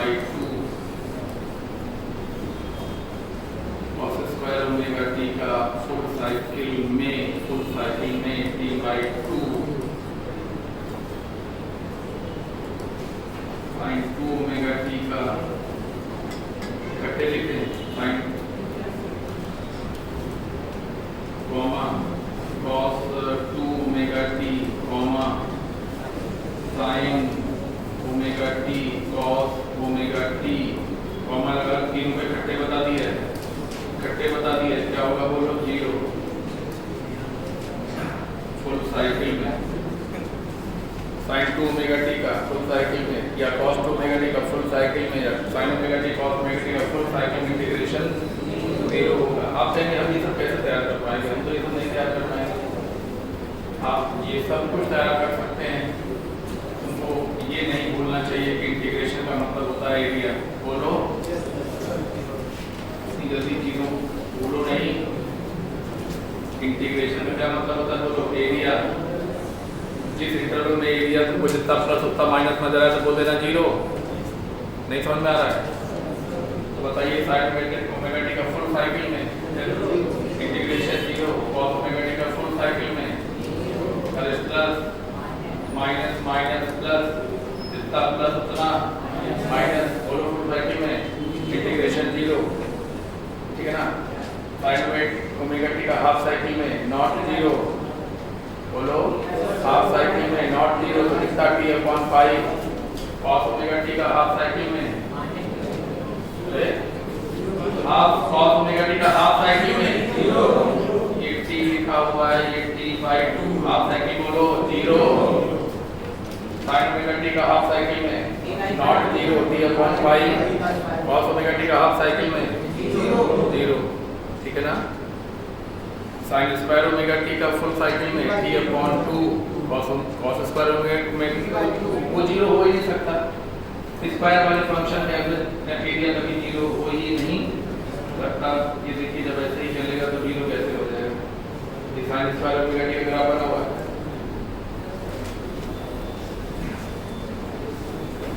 ये किसका ग्राफ बना हुआ है? कॉस स्क्वायर ओमेगा टी का ग्राफ बना हुआ है। देख रहे हो बात को? इसका 0 कभी हो सकता है? नहीं हो सकता। तो इसका फुल साइकिल में एवरेज बोलो t/2 cos ओमेगा टी का full cycle, cos square omega T का फुल साइकिल में वो भी t/2 sin 2 ओमेगा टी हो, चाहे cos 2 ओमेगा टी हो, चाहे sin omega T into cos omega T का फुल साइकिल में इंटीग्रेशन 0 होगा। ठीक है, काम की बात मैं बता रहा हूँ आपको, ये दोनों काम के हैं और ये काम का है। आप कहेंगे कि 3t/4 वाली बात तो बता दीजिए।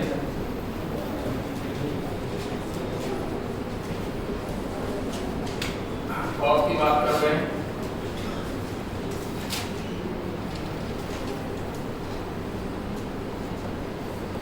t/2 t/4 3t/4 बताइए कि 0 से 3t/4 तक integration of cos omega T कहाँ से कहाँ तक बोलो, 0 से कहाँ तक 3t/4 तक बोलो। ये कितना हो गया t/4, ये अगला 2t/4, अगला 2t/4, ये प्लस और ये माइनस और ये माइनस। तो कुछ बच रहा है कि 0 हो रहा है, बच रहा है कि 0 हो रहा है, बच रहा है ये इतना प्लस ये इतना माइनस ये एक्स्ट्रा हो गया। तो कैसा आएगा बोलो माइनस t/5 समझ आ गया है। तो मतलब इंटीग्रेशन का मतलब एरिया होता है। तो अगर आप ग्राफ में एरिया बनाकर देख लें कि इस इंटरवल में 0 तो नहीं हो रहा है एरिया, अगर एरिया 0 हो रहा है तो इंटीग्रेशन भी 0 होगा, और अगर एरिया 0 नहीं हो रहा है तो इंटीग्रेशन कुछ ना कुछ होगा। ठीक है,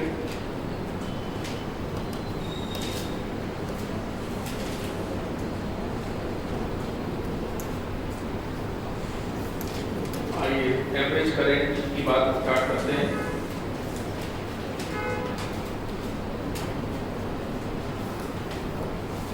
एवरेज निकालने का बहुत पुराना क्लासिकल मेथड है।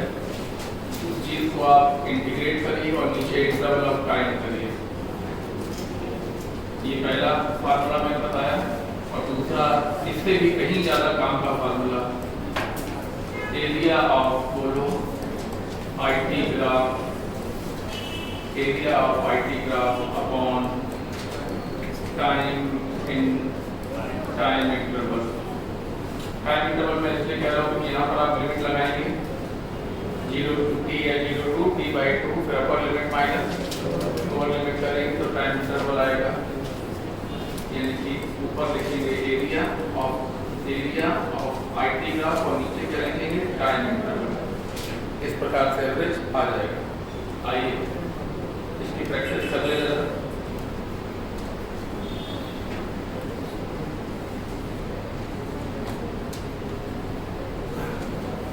ये साइन वाला इक्वेशन है, यहाँ से यहाँ तक एवरेज मान 2i0/पाई, यहाँ से यहाँ तक एवरेज मान t/2 से t तक एवरेज मान माइनस 2i0/पाई। फुल साइकिल में एवरेज बोलो, फुल साइकिल में एवरेज उतना प्लस उतना माइनस कितना हो गया बताओ 0।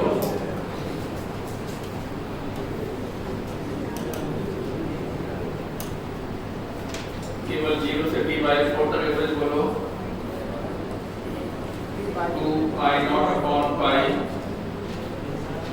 t/2 से 3t/4 तक बोलो 2i0/पाई। t/2 से t तक बोलो 2i0/पाई। 0 से t/2 तक बोलो 2i0/पाई। हर जगह पे 2i0/पाई है, तो आंसर 2i0/पाई होगा या 0 होगा? और कोई आंसर अब आपको आंसर हो गए। आंसर या एवरेज का आंसर या तो 2i0/पाई होगा या 0 होगा। ठीक है ना, वो डिपेंड करता है कि साइकिल कितना लेंगे।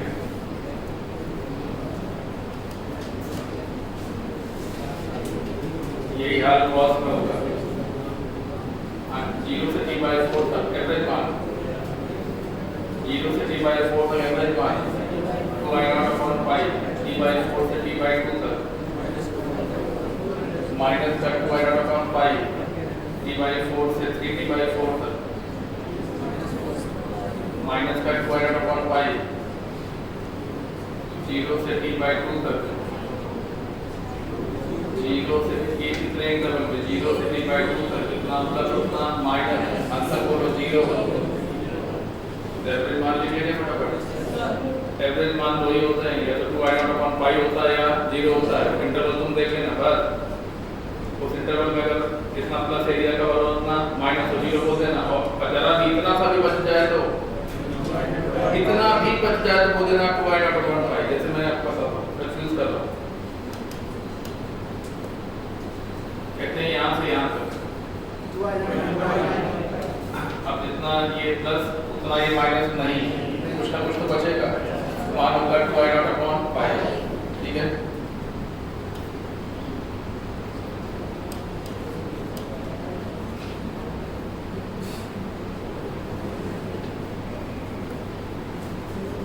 सवाल को सॉल्व करने के लिए 2/5 का डायरेक्ट आंसर 0.64।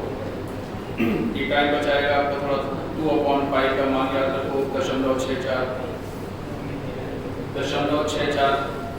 2/5, ठीक है।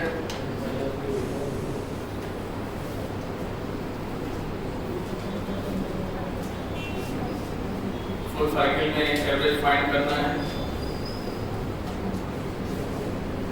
क्वेश्चन में दी हुई है, नहीं तो सवाल तो ऐसे ही गलत होते हैं। साइन AC है, साइन AC है तो हाफ साइकिल में एवरेज मान, दिमाग में डायग्राम छिपा होना चाहिए। साइन AC ये हाँ, हाफ साइकिल में एवरेज मान 2i0/5, कॉस AC में हाफ साइकिल में एवरेज मान, कॉस में हाफ साइकिल में क्या होता है, एक क्वार्टर पॉजिटिव होता है, एक क्वार्टर नेगेटिव होता है, वो 0 हो जाता है, ठीक है।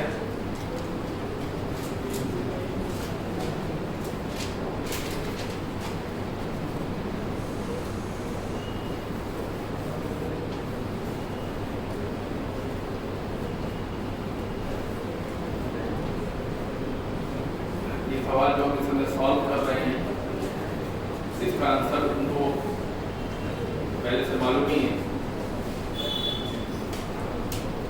फुल साइकिल में बताओगे, साइन AC का फुल साइकिल में एवरेज पूछ रहे हैं, तो अभी पढ़ के तुम लोग आए हो, फिर भी थोड़ा सा मैथमेटिकल हम लोग जा रहे हैं। साइन ओमेगा t का फुल साइकिल में इंटीग्रेशन कितना होता है, 0। I0/t into 0 is equal to 0।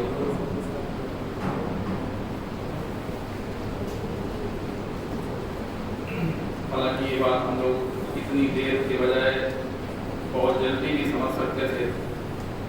ये लीजिए, ये फुल साइकिल हो गया, जितना पॉजिटिव उतना नेगेटिव। फुल साइकिल में एरिया 0 तो एवरेज भी 0, एरिया 0 तो एवरेज भी 0, ये मैं कह रहा हूँ। और अगर एरिया 0 नहीं तो एवरेज मान 2i0/5, एरिया 0 तो एवरेज भी 0 होगा। अगर एरिया 0 नहीं तो कुछ बच गया तो एवरेज मान होगा 2i0/5, ठीक।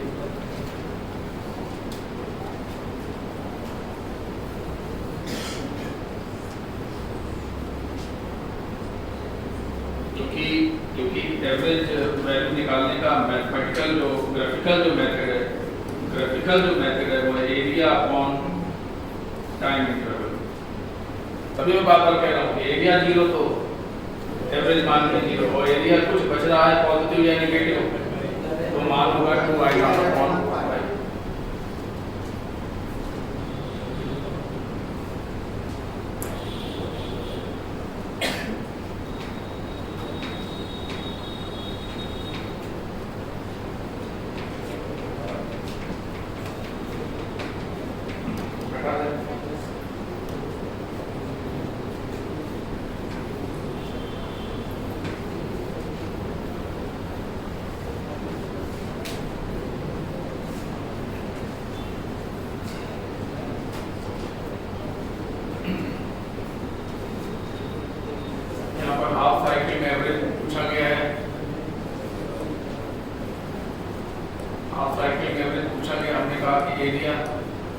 Area upon time interval, area 1/2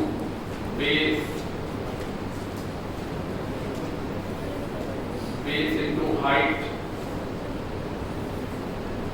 on time interval t/2 बोलो, हाफ साइकिल टाइम इंटरवल बोलो t/2, एरिया बोलो रेगुलर है 1/2 base t/2 into height a,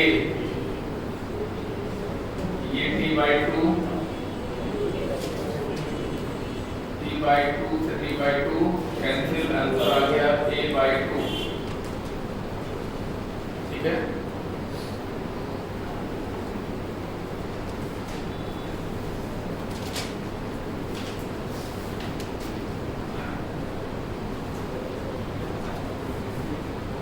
average निकालने के लिए जहाँ तक हो सके एरिया वाला मेथड लगाना। ठीक है ना, जब एरिया वाला मेथड ना लगे तो फिर तो मैथमेटिकल को उतर जाना। ठीक है,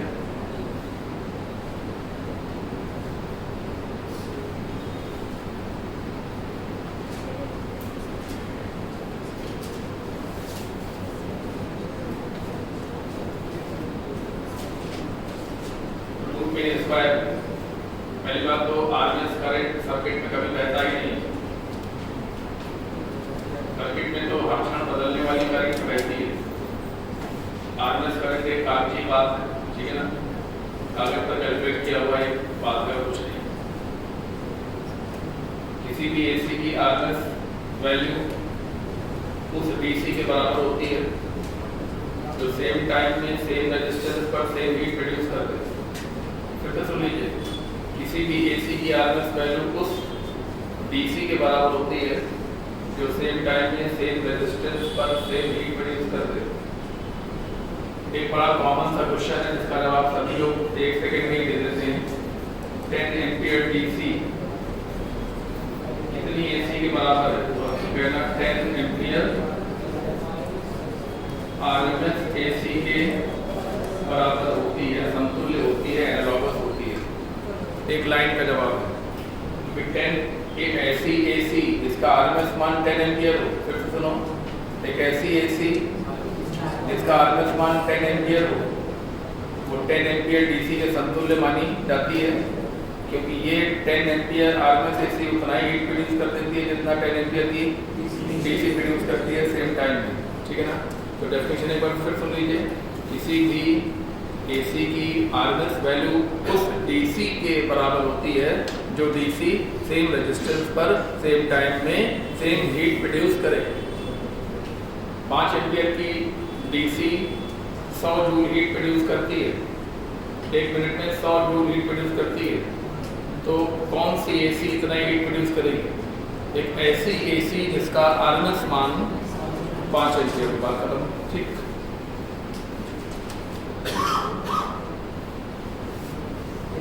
आरएमएस मान निकालने का फार्मूला सभी लोग जानते हैं, एक बार लिख देते हैं। चलिए,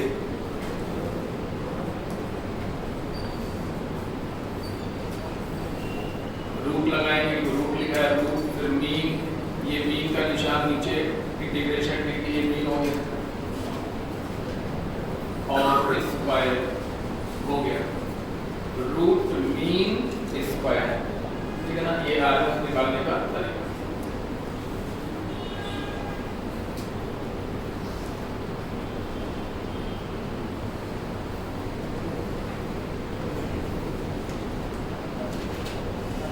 एक एसी की इक्वेशन दी गई है और फुल साइकिल में आरएमएस मान बताना है।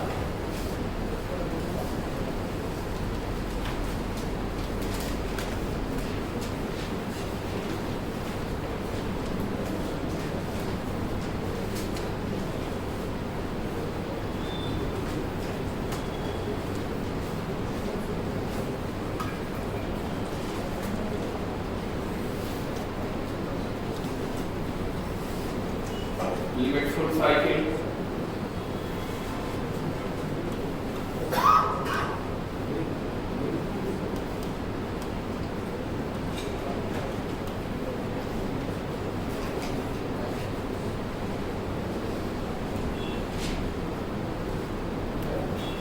ऊपर से आई नॉट बाहर ले लो, नीचे से टी,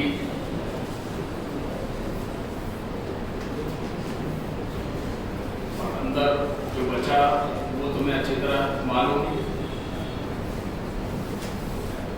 फुल साइकिल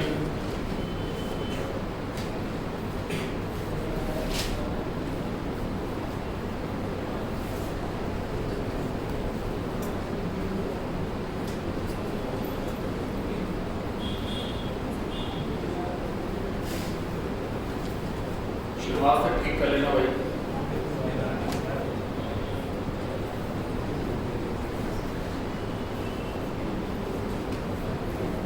तो ये तो तुम लोग पढ़ते ही रहते हो।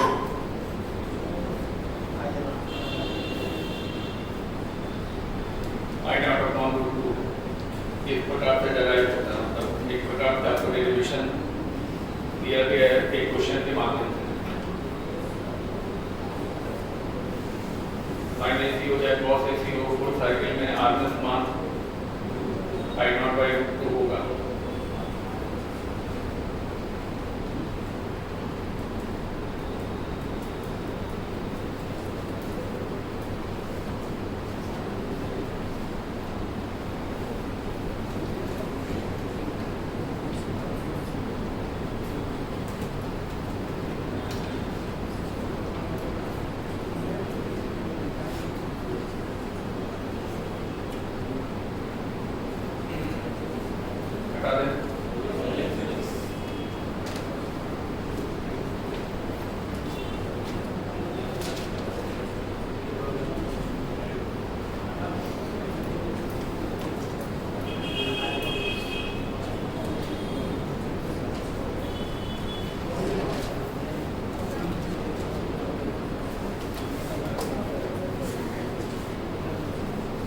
ये स्क्वायर AC में आरएमएस निकालना है। देखिए होता क्या है, जब कोई चीज इस प्रकार की लहरदार रहती है तो पूरा का पूरा जो ग्राफ है वो एक ही इक्वेशन से प्रदर्शित हो जाता है। मेरी बात समझो क्या कह रहे हैं। तो वैसे ही कोई लहर होती है तो पूरा का पूरा ग्राफ I बराबर I not sine omega T से डिफाइन हो जाता है। लेकिन जब किसी ग्राफ में टुकड़े होंगे, देखिए ध्यान से, जब किसी ग्राफ में टुकड़े होंगे, ये एक टुकड़ा है, ये कुछ होता नहीं है, कई बार बताया तुमको। ये दूसरा टुकड़ा है, ये कुछ होता नहीं, कई बार तुमको बताया। ये तीसरा टुकड़ा है, तो जब कोई ग्राफ 2 फुट वाला होता है तो उसके हर सेगमेंट की इक्वेशन अलग अलग होती है, हर सेगमेंट की इक्वेशन अलग अलग होती है। इसलिए ऐसे में अगर आरएमएस निकालना पड़े फुल साइकिल में, ये लीजिए 0t और ये t/2, ऐसे में अगर फुल साइकिल में एवरेज निकालना पड़े तो इसको अलग लेकर चलेंगे और इसको अलग लेकर चलेंगे, क्योंकि इसका और इसका कोई कॉमन इक्वेशन नहीं है कि है, इसका और इसका कोई कॉमन इक्वेशन नहीं, जबकि इसका पूरे का एक कॉमन इक्वेशन है। कहीं पर भी इसको लगाया जा सकता है। ठीक है, मैंने कहा कि जब कोई ग्राफ ऐसे कॉन्टिन्यूस होता है तो एक इक्वेशन से ही काम चल जाता है, चाहे एवरेज निकालना हो चाहे एवरेज निकालना हो। लेकिन जब कोई ग्राफ टूटा सा होता है तो उसमें हम टूटे टुकड़ों को अलग अलग लेकर हैंडल करते हैं, क्योंकि इसकी इक्वेशन अलग होगी, इसकी इक्वेशन अलग होगी। फुल साइकिल में आरएमएस मान बताना है, रूट लगाएंगे, इंटीग्रेशन करेंगे, v1 स्क्वायर करेंगे dt, v2 square dt upon full cycle में है तो 0 से इंटीग्रेशन dt, यहाँ पूरी लिमिट लगा देंगे। यहाँ पर पहला टुकड़ा लेकर चलेंगे t/2 तक, दूसरा टुकड़ा बोलो t/2 से बोलो t तक। इतना समझ आया? ये जो टुकड़ा है वो 0 से t/2 तक है और ये जो टुकड़ा है वो t/2 से t तक है। वर्टिकल लाइनें कुछ होती है नहीं ग्राफ में, ठीक है, इससे कोई मतलब नहीं है। ये है v0 कांस्टेंट, v0 नहीं minus v0 plus v0 minus v0, v आ रहा है।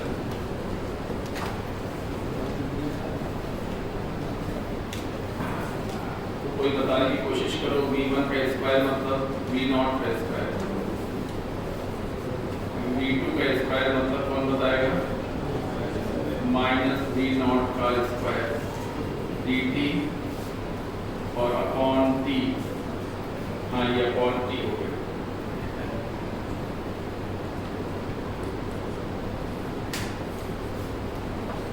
v0 स्क्वायर बाहर आ गया, यहाँ पर t/2 आ गया, v0 स्क्वायर बाहर आ गया, यहाँ भी t माइनस t/2 यानी कि t/2 आ गया अपॉन में t।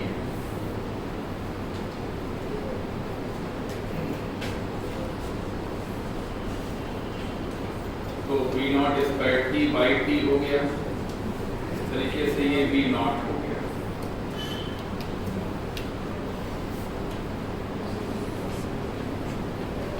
हाँ, ये बाई टू 1 हो गया, ये बाई टू हो गया 1 और T से T गया कट। ये T बाई टू कहाँ से आया? T by two minus 0। Limit देखो, ये लिमिट देखो, ये लिमिट है 0 से लेके T बाई टू तक और ये लिमिट है T बाई टू से T तक और ये कांस्टेंट तो बाहर आ गया, कांस्टेंट बाहर आ गया तो बचा क्या? इंटीग्रेशन dt मतलब T upper limit minus lower limit, upper limit क्या है? T, lower limit T by two, T minus T by two मतलब T बाई टू।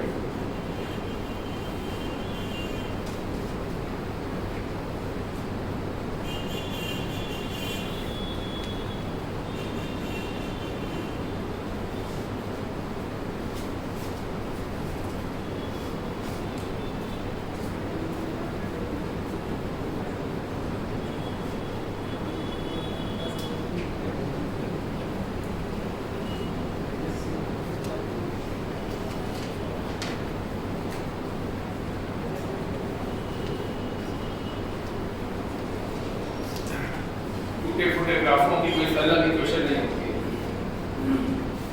मतलब पूरे ग्राफ की एक ही इक्वेशन से हर जगह डिफाइन हो जाएगा, ऐसा नहीं होता। ये जो पूरा कॉन्टिन्यूअस ग्राफ होता है, बिल्कुल कॉन्टिन्यूअस, उनका एक कॉमन इक्वेशन होता है, हर जगह एक ही इक्वेशन से काम करता है। लेकिन कोई कहता है कि ऐसी का सवाल हमको मिल गया, ये फिर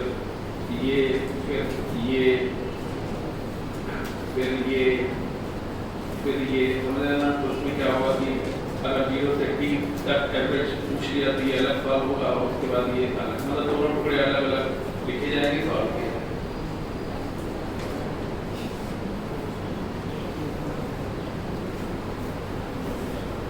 हटा देंगे।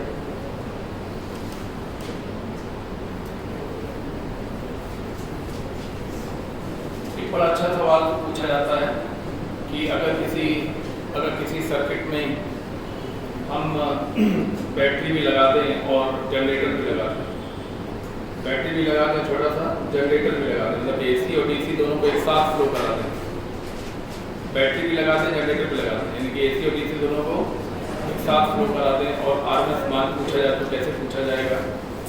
तो पहले IDC का मान सवाल पढ़कर चेक कर लेना, फिर AC का IRMS चेक कर लेना और फिर AC प्लस DC,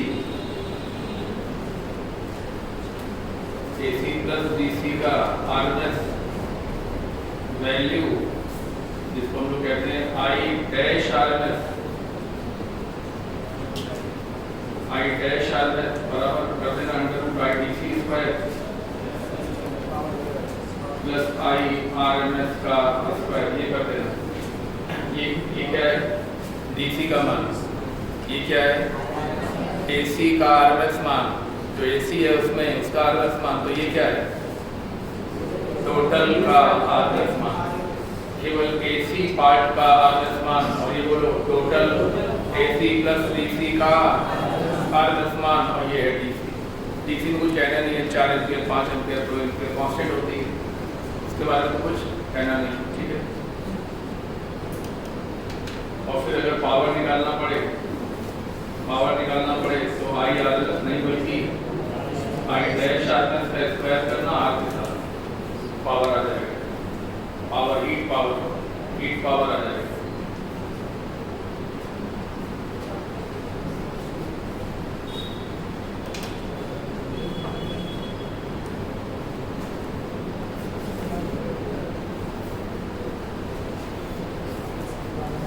तार में बहने वाली धारा 3 + 4 sin ओमेगा t, हम देखते ही समझ गए थे कि ये क्या है, ये DC है और ये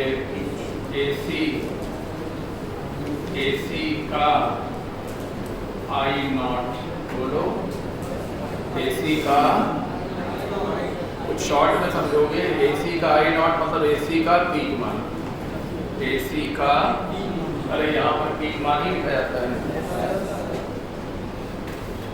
एक सेकेंड, ये क्या है? DC, ये पूरा क्या है AC और ये AC का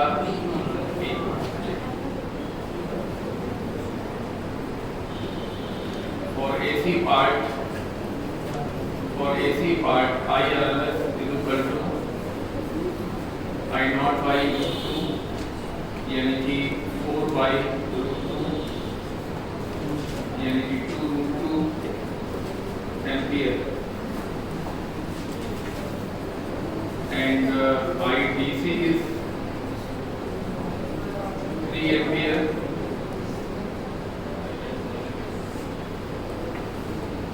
So I dash RMS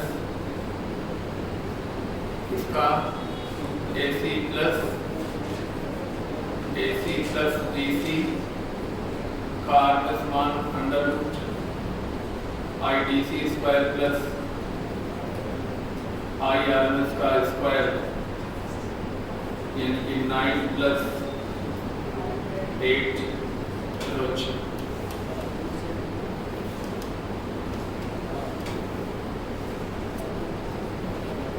3 square plus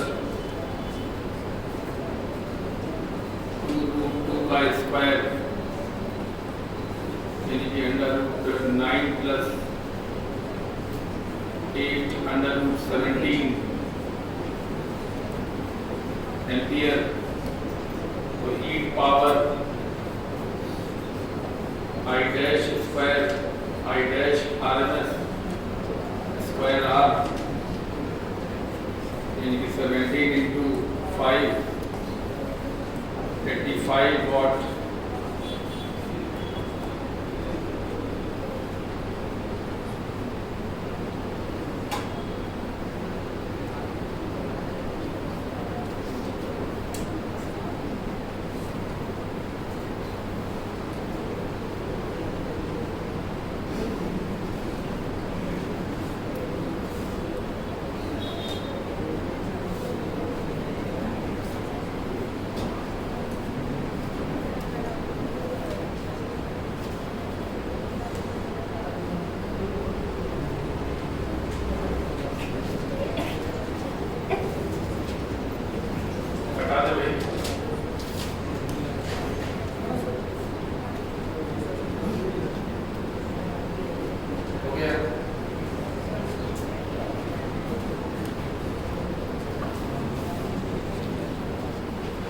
phase difference की बात कर लेते हैं और फिर क्वेश्चन पे बात करते हैं। देखिए रेजिस्टेंस की कोशिश हमेशा ये रहती है कि करंट वोल्टेज के साथ सेम फेज में रहे, जिसको हम लोग इस तरीके से शो करते हैं, ठीक है ना। इंडक्टर, हाँ, ये रेजिस्टेंस की कोशिश है। अकेला इंडक्टर क्या करवाता है? अकेला इंडक्टर जो होता है ना, वोल्टेज को करंट से लीड करवाता है, और लीड को तो हमेशा कैसे बनाओगे? Anti clockwise. ये लीडर हो गया, ये L पर वोल्टेज और करंट का फेजर डायग्राम है। ये R पर वोल्टेज और करंट का phasor diagram same phase. Same phase का मतलब होता है दोनों एक साथ जीरो, और दोनों ये दोनों एक साथ जीरो, एक साथ मैक्सिमम, एक साथ जीरो, एक साथ मैक्सिमम। ये ओनली R के लिए है, ओनली R के लिए। ये देखिए ओनली R के लिए, ये हो गया V, तो ये हो गया R, ये ओनली R के लिए।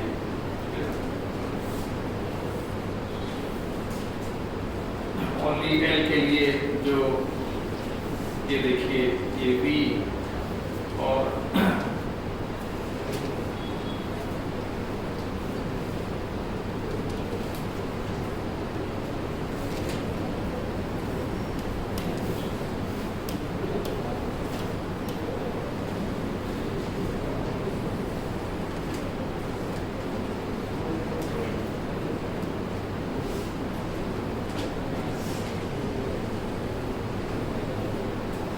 ये देखिए ये I के लिए और ये V के लिए, I/2 लीटर, ठीक है ना। केवल सी की कोशिश क्या रहती है, हाँ ये कहता है कि मेरे ऊपर, मैं अपने ऊपर वोल्टेज को करंट से लैग कराऊंगा। फेजर डायग्राम करंट और जो लैग करता है उसको एंटी क्लॉकवाइज बनाता है। ये देखिए 90 डिग्री कैसा बताओ, क्लॉकवाइज, समझ गया ना। इस डायग्राम में कौन लीड कर रहा है, करंट लीड कर रहा है, वोल्टेज लैग कर रहा है। इस डायग्राम में वोल्टेज लीड कर रहा है, जो एंटी क्लॉकवाइज बैठा होगा वो लीड करेगा, और जो उसके रिस्पेक्ट में क्लॉकवाइज बैठा होगा वो उससे लैग करेगा। तो ये ऐसे है, तो ये लीडर है, ये लैगर, ये ऐसे है क्लॉकवाइज,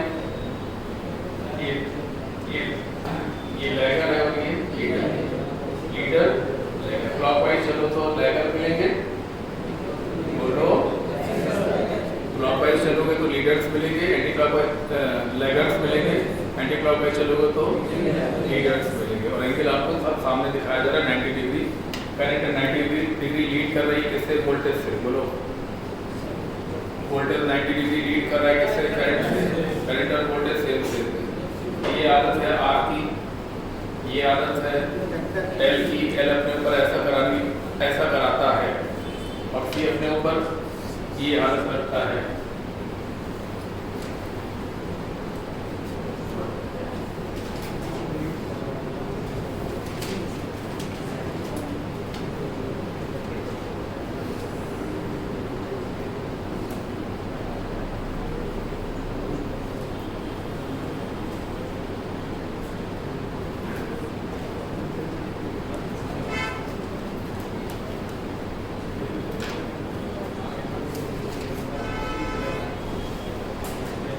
लीडर लैगर यही से मालूम पड़ जाता है। लीडर नहीं, आगे कहाँ जाके देख लो, आगे कुछ समझ में नहीं आएगा, आगे कुछ भी समझ में नहीं आएगा, कौन लीडर है कौन लैगर है, कुछ भी नहीं आएगा आगे। आपको जो भी देखना कहाँ से स्टार्टिंग से, बोलो लीडर लैगर, लीडर लैगर, सेम फेज का मतलब होता है दोनों का एक साथ जीरो होना, एक साथ पीक होना, फिर एक साथ जीरो होना, फिर एक साथ एंटी क्लॉकवाइज में पीक होना, फिर जीरो होना, समझ में आ गया।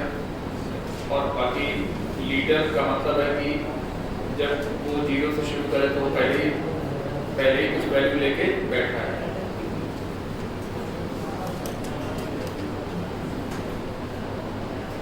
ये तो हमने आपको एक बात बता दी। अब न्यूमेरिकल लगाने के लिए अगर फेज डिफरेंस का न्यूमेरिकल आपको मिलता है तो करंट की इक्वेशन देखोगे और तुम वोल्टेज की इक्वेशन देखोगे,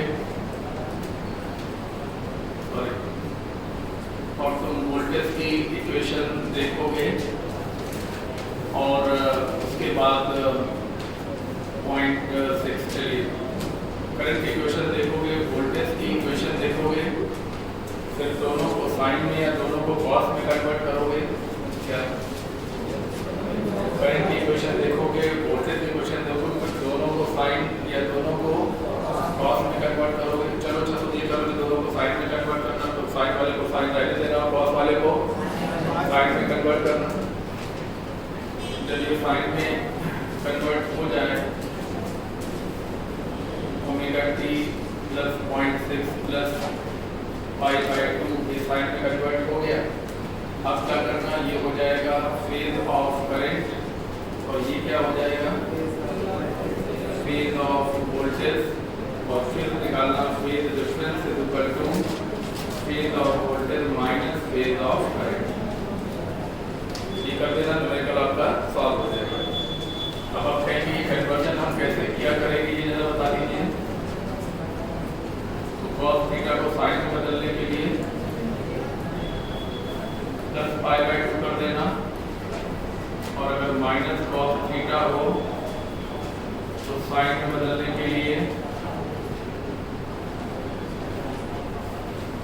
थीटा माइनस π/2 कर देना, ये काम कर देना।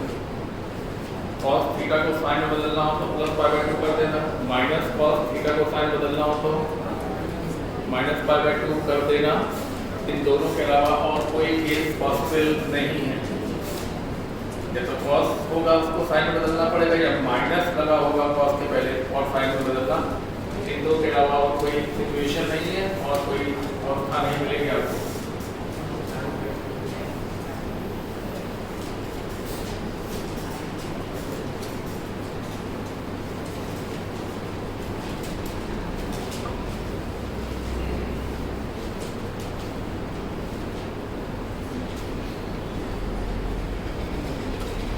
करंट की इक्वेशन साइन में है, कोई दिक्कत नहीं है। वोल्टेज की इक्वेशन हमारी कॉस में है, दिक्कत है। अगर मुझे फेज डिफरेंस निकालना है तो इस समय भी दिक्कत है, तो मुझे या तो साइन को कॉस में कन्वर्ट करना है या कॉस को साइन में। तो क्योंकि तुम्हें एक सवाल सॉल्व करना है, तुम्हें ज़्यादा एक्सपेरिमेंट करने की आवश्यकता नहीं है। तुम साइन को साइन रहने दो और कॉस को साइन में कन्वर्ट करोगे, एक पैटर्न पकड़ लो। तो कॉस को साइन में कन्वर्ट करने के लिए प्लस पाई बाई 2 किया, ये हो गया वोल्टेज का फेज, ये हो गया करंट का फेज। आप हटा दिए, ये देखो वोल्टेज का फेज लिखा है, ये करंट का फेज। तो ऐसा करने से ये दोनों कैंसिल हो गए। पाई का मतलब बोलो 3.14 बाई 2 और ये माइनस का 0.5, ये हो गया 1.57 माइनस 0.5 1.07 आ गया, हो गया।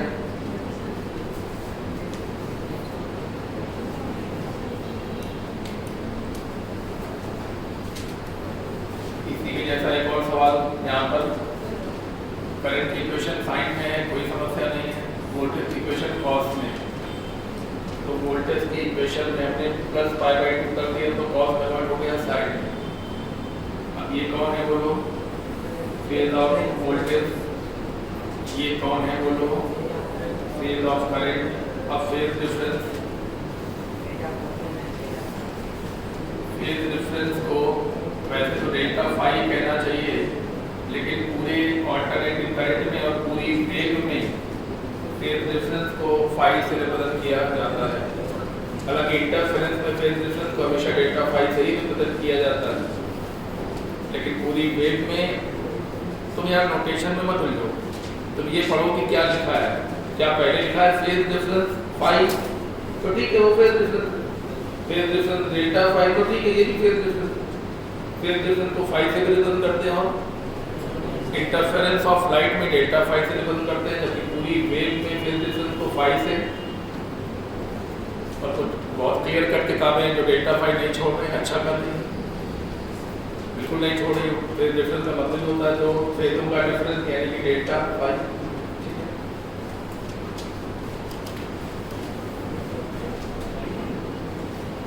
दोनों को माइनस कर दिया, बड़े आराम से माइनस हो गया। देखिए दोनों कैंसिल हो जाएंगे।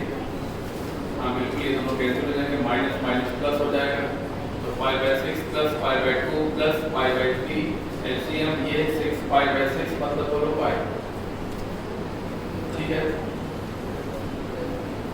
तो ये दो एग्जाम्पल प्रिंट थे बुकलेट में, इसलिए हमने इनको थोड़ा जल्दी बता दिया। फेजर डायग्राम बनाने की क्या टेक्निक है, पावर फैक्टर क्या है। अगर तुम्हें कभी ये दिखाना हो कि करंट और वोल्टेज सेम फेज में तो ऐसे बना देना। अगर तुम्हें कभी ये दिखाना हो कि वोल्टेज करंट से लीड कर रहा है तो ऐसे बना देना, और जितने डिग्री लीड कर रहा हो वो यहाँ बना देना। ये वोल्टेज लीड कर रहा है, करंट से लीड कर रहा है, कितने रेडियन फाई देखिए। अगर तुम्हें वोल्टेज को लैगर दिखाना हो तो तुम वोल्टेज को क्लॉकवाइज में डाल देना, तो वोल्टेज लैगर दिखाई पड़ने लगेगा। Current voltage same phase phasor diagram सिखा रहे हैं। ये इस चैप्टर की आत्मा है, समझ लीजिए। ये चैप्टर इसी का खेल है पूरा। ऑल्टरनेटिव करंट को सॉल्व करने, किसी भी सवाल को सॉल्व करने के किसी एनालिसिस के दो मेथड होते हैं। एक तो एनालिटिकल है, बहुत कठिन है। आप कोई बहुत अच्छी स्टैंडर्ड किताब लेके देखिए तो उसमें फेजर मेथड नहीं दिया रहता है, उसमें एनालिटिकल मेथड दिया रहता है। अल्ट्रा टफ है, वो हम तुमसे डिस्कस करने लगे तो तुमको लगेगा कि अभी हमको चैप्टर नहीं पढ़ना चाहिए। तो आपको ये चैप्टर फेजर मेथड से पकड़ के चलना है। फेजर मेथड आसान है और बहुत बड़े लेवल पर सक्सेस, बहुत बड़े लेवल पर सक्सेस, मतलब बहुत हाई प्रॉब्लम की फिल्टर मेथड से निकल आती है, तो फिर हम एनालिटिकल ट्रिकी हो जाएंगे। ठीक है, अगर तुम्हें दिखाना हो कि वोल्टेज करंट के साथ सेम फेज में है तो ऐसे दिखा देना, वोल्टेज लैगर हो तो ऐसे दिखाना, ऐसे, और लीडर हो तो ऐसे दिखाना, लैगर हो तो ऐसे दिखा देना।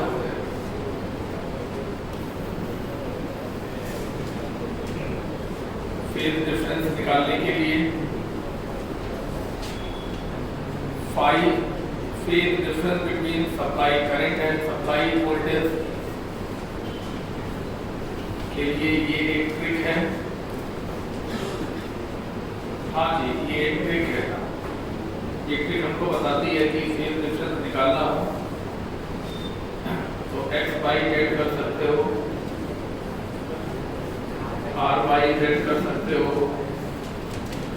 और ये मैथड लगाओगे तो x बाई r करोगे। तीन में से जो जल्दी लग जाए, और जल्दी या देर में लगने की क्या बात है, वो तो आप देखेंगे ना कि आपको ये दोनों दिए हैं कि ये दोनों दिए हैं कि ये दोनों दिए हैं, ये दोनों दिए हैं तो साइन फाई, ये दोनों दिए हैं तो कॉस फाई, ये दोनों दिए हैं तो टेन फाई लगेगा।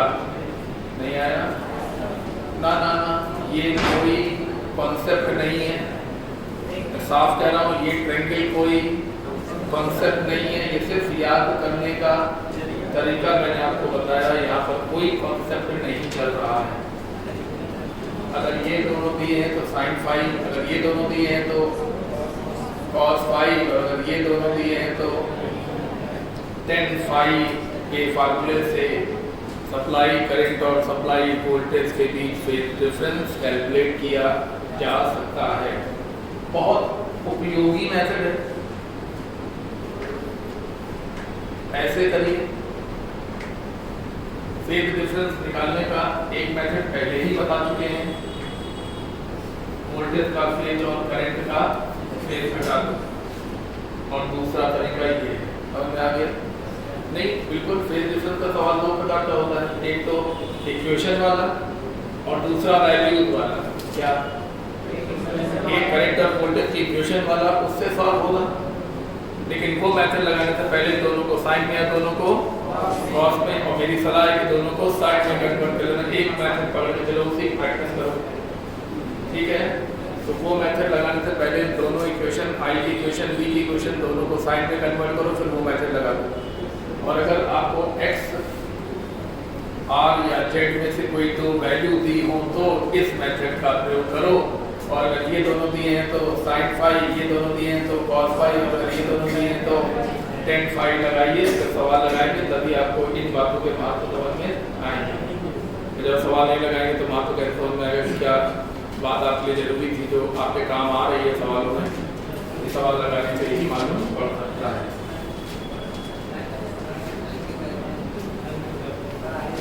अभी मैं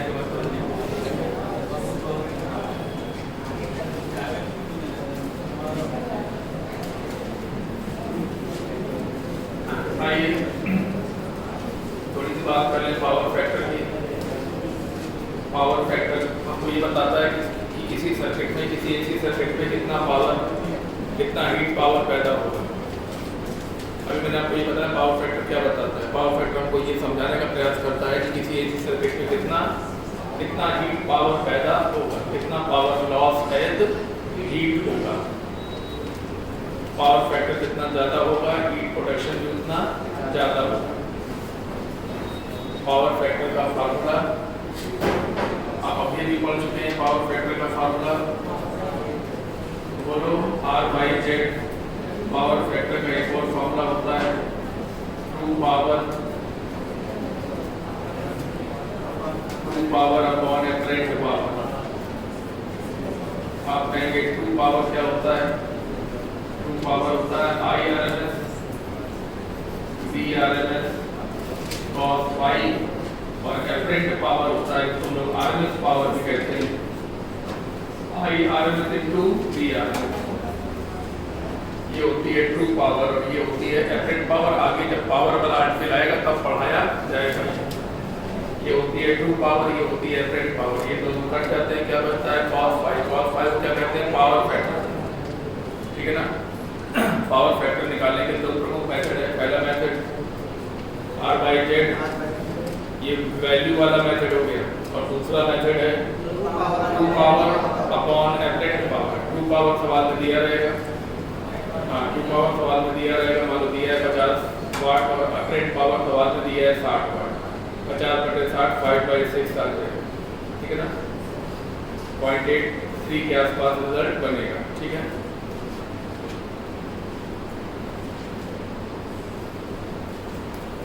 पावर फैक्टर 4.5 तक पढ़ेंगे, ठीक।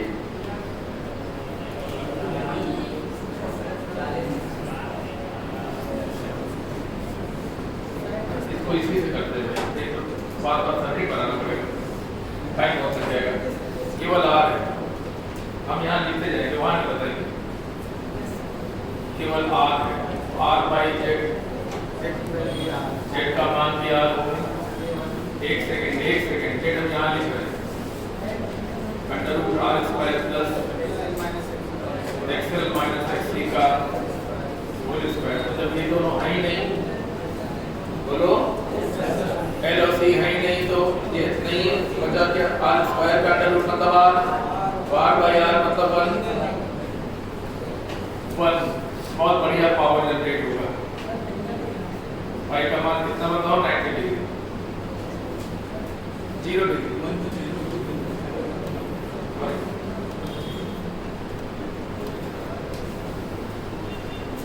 पावर फैक्टर से बहुत बातें मालूम होती हैं। एक तो पावर कितना पैदा होगा ये मालूम होता है, ये मालूम होता है कि करंट और वोल्टेज के बीच का फेज डिफरेंस कितना है, तो करंट और वोल्टेज सेम फेज में, ठीक है। ओनली एल पे आ जाइए,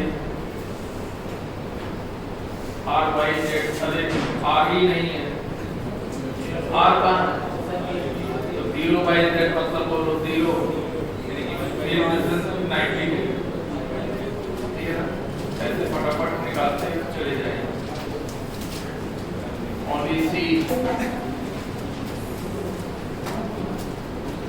Only C, ये लो R ही नहीं है, R ही नहीं है, कितना हो गया 0, फिर को 90।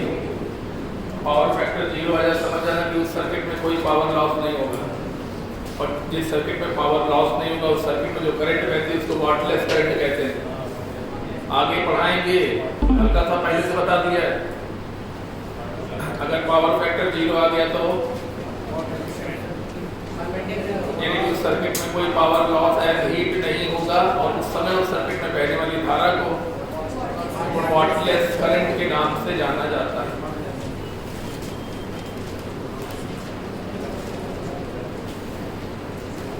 L और C दोनों आ गए, L और C दोनों आ गए, तो क्या होगा, R तो नहीं आया ना, 0/z मतलब बोलो 0, phase difference 90 degree.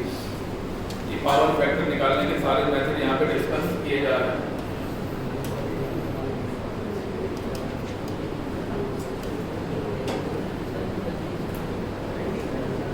Taylor circuit, power factor r/z, यानी कि r/√r² प्लस xl² ऊपर r है, नीचे r से भी ज्यादा है, ऊपर r है नीचे r से भी, ऊपर r है और नीचे r से कुछ ज्यादा है, तो ये लेस देन 1 आएगा। और लेस देन 1 का मतलब है कि फेज डिफरेंस 0 से तो ज्यादा लेकिन 5/2 से कम, 0 से तो ज्यादा लेकिन 5/2 से कम। CR सर्किट में देख लीजिए, और phi r/z, ऊपर r और नीचे r से भी कुछ ज्यादा, इतना ज्यादा, तो ये मान भी लेस देन 1 आएगा, क्योंकि फेज डिफरेंस 0 से तो ज्यादा लेकिन 5/2 से कम होगा। ये आंसर्स हैं जो सवालों में पूछे जाते हैं। ये सब पूछा जाता है, वही आपको याद दिला रहे थे में।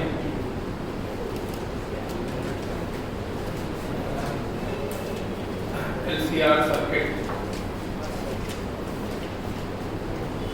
LCR सर्किट में power factor R/Z R/√R² plus XL minus XC का होल स्क्वायर, ये लेस देन 1 होगा, ऊपर R और नीचे R से भी ज्यादा, कुछ ज्यादा, लेकिन इक्वल टू 1 भी हो सकता है। एट रेजोनेंस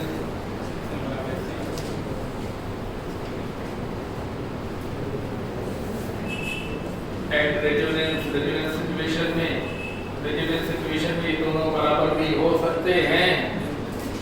रेजोनेंस सिचुएशन में ये दोनों बराबर हो सकते नहीं, बराबर होते हैं। कट जाएगा तो नीचे R बचेगा, R/R मतलब 1, यानी कि LCR सर्किट का पावर फैक्टर या तो लेस देन 1 होगा या 1 होगा। लेस देन 1 भी हो सकता है जब नॉन रेजोनेंस सिचुएशन है, और इक्वल टू 1 होता है जब रेजोनेंस सिचुएशन है, यानी कि फाई का मान 0 से बड़ा या बराबर भी हो सकता है।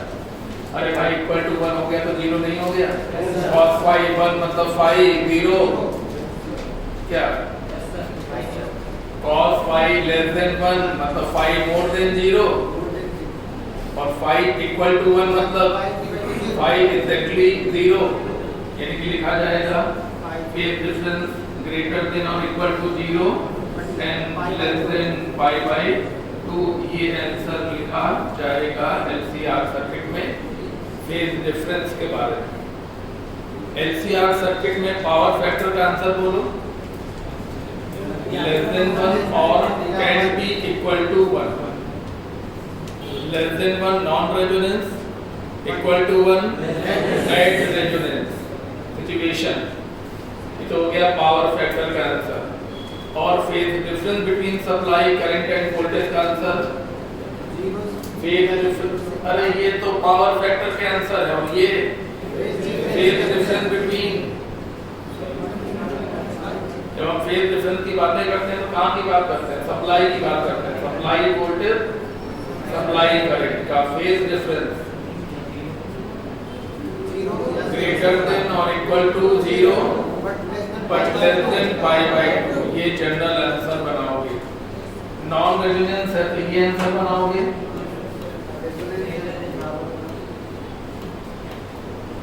रेजोनेंस है तो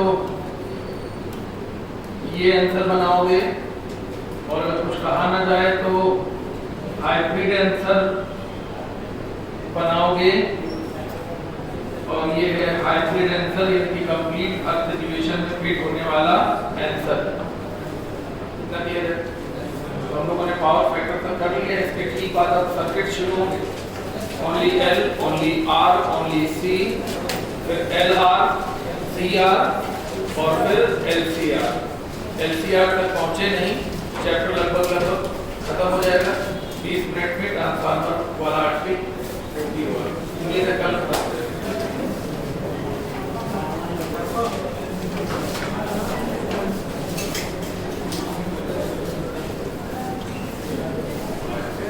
जो भी टेस्ट हो रहे हैं उन पर विशेष ध्यान दीजिएगा। बाकी देखिए राउंड में जो टेस्ट हो रहे हैं उनमें जो भी क्वेश्चन आपको मिल रहे हैं उनको अगर आप थॉरली सॉल्यूशन जो मिलता है उसके जरिए, और अगर सॉल्यूशन में कोई ऐसा क्वेश्चन जो है तो अच्छा, लेकिन सॉल्यूशन में बाय चांस नहीं सॉल्व किया गया है तो छूट गया बाय चांस, वो पूछ के उसने क्वेश्चन एनटीएस और एमटीएस के क्वेश्चन तैयार कर लीजिए, आपका एग्जाम बढ़िया होगा, इसमें कोई डाउट नहीं।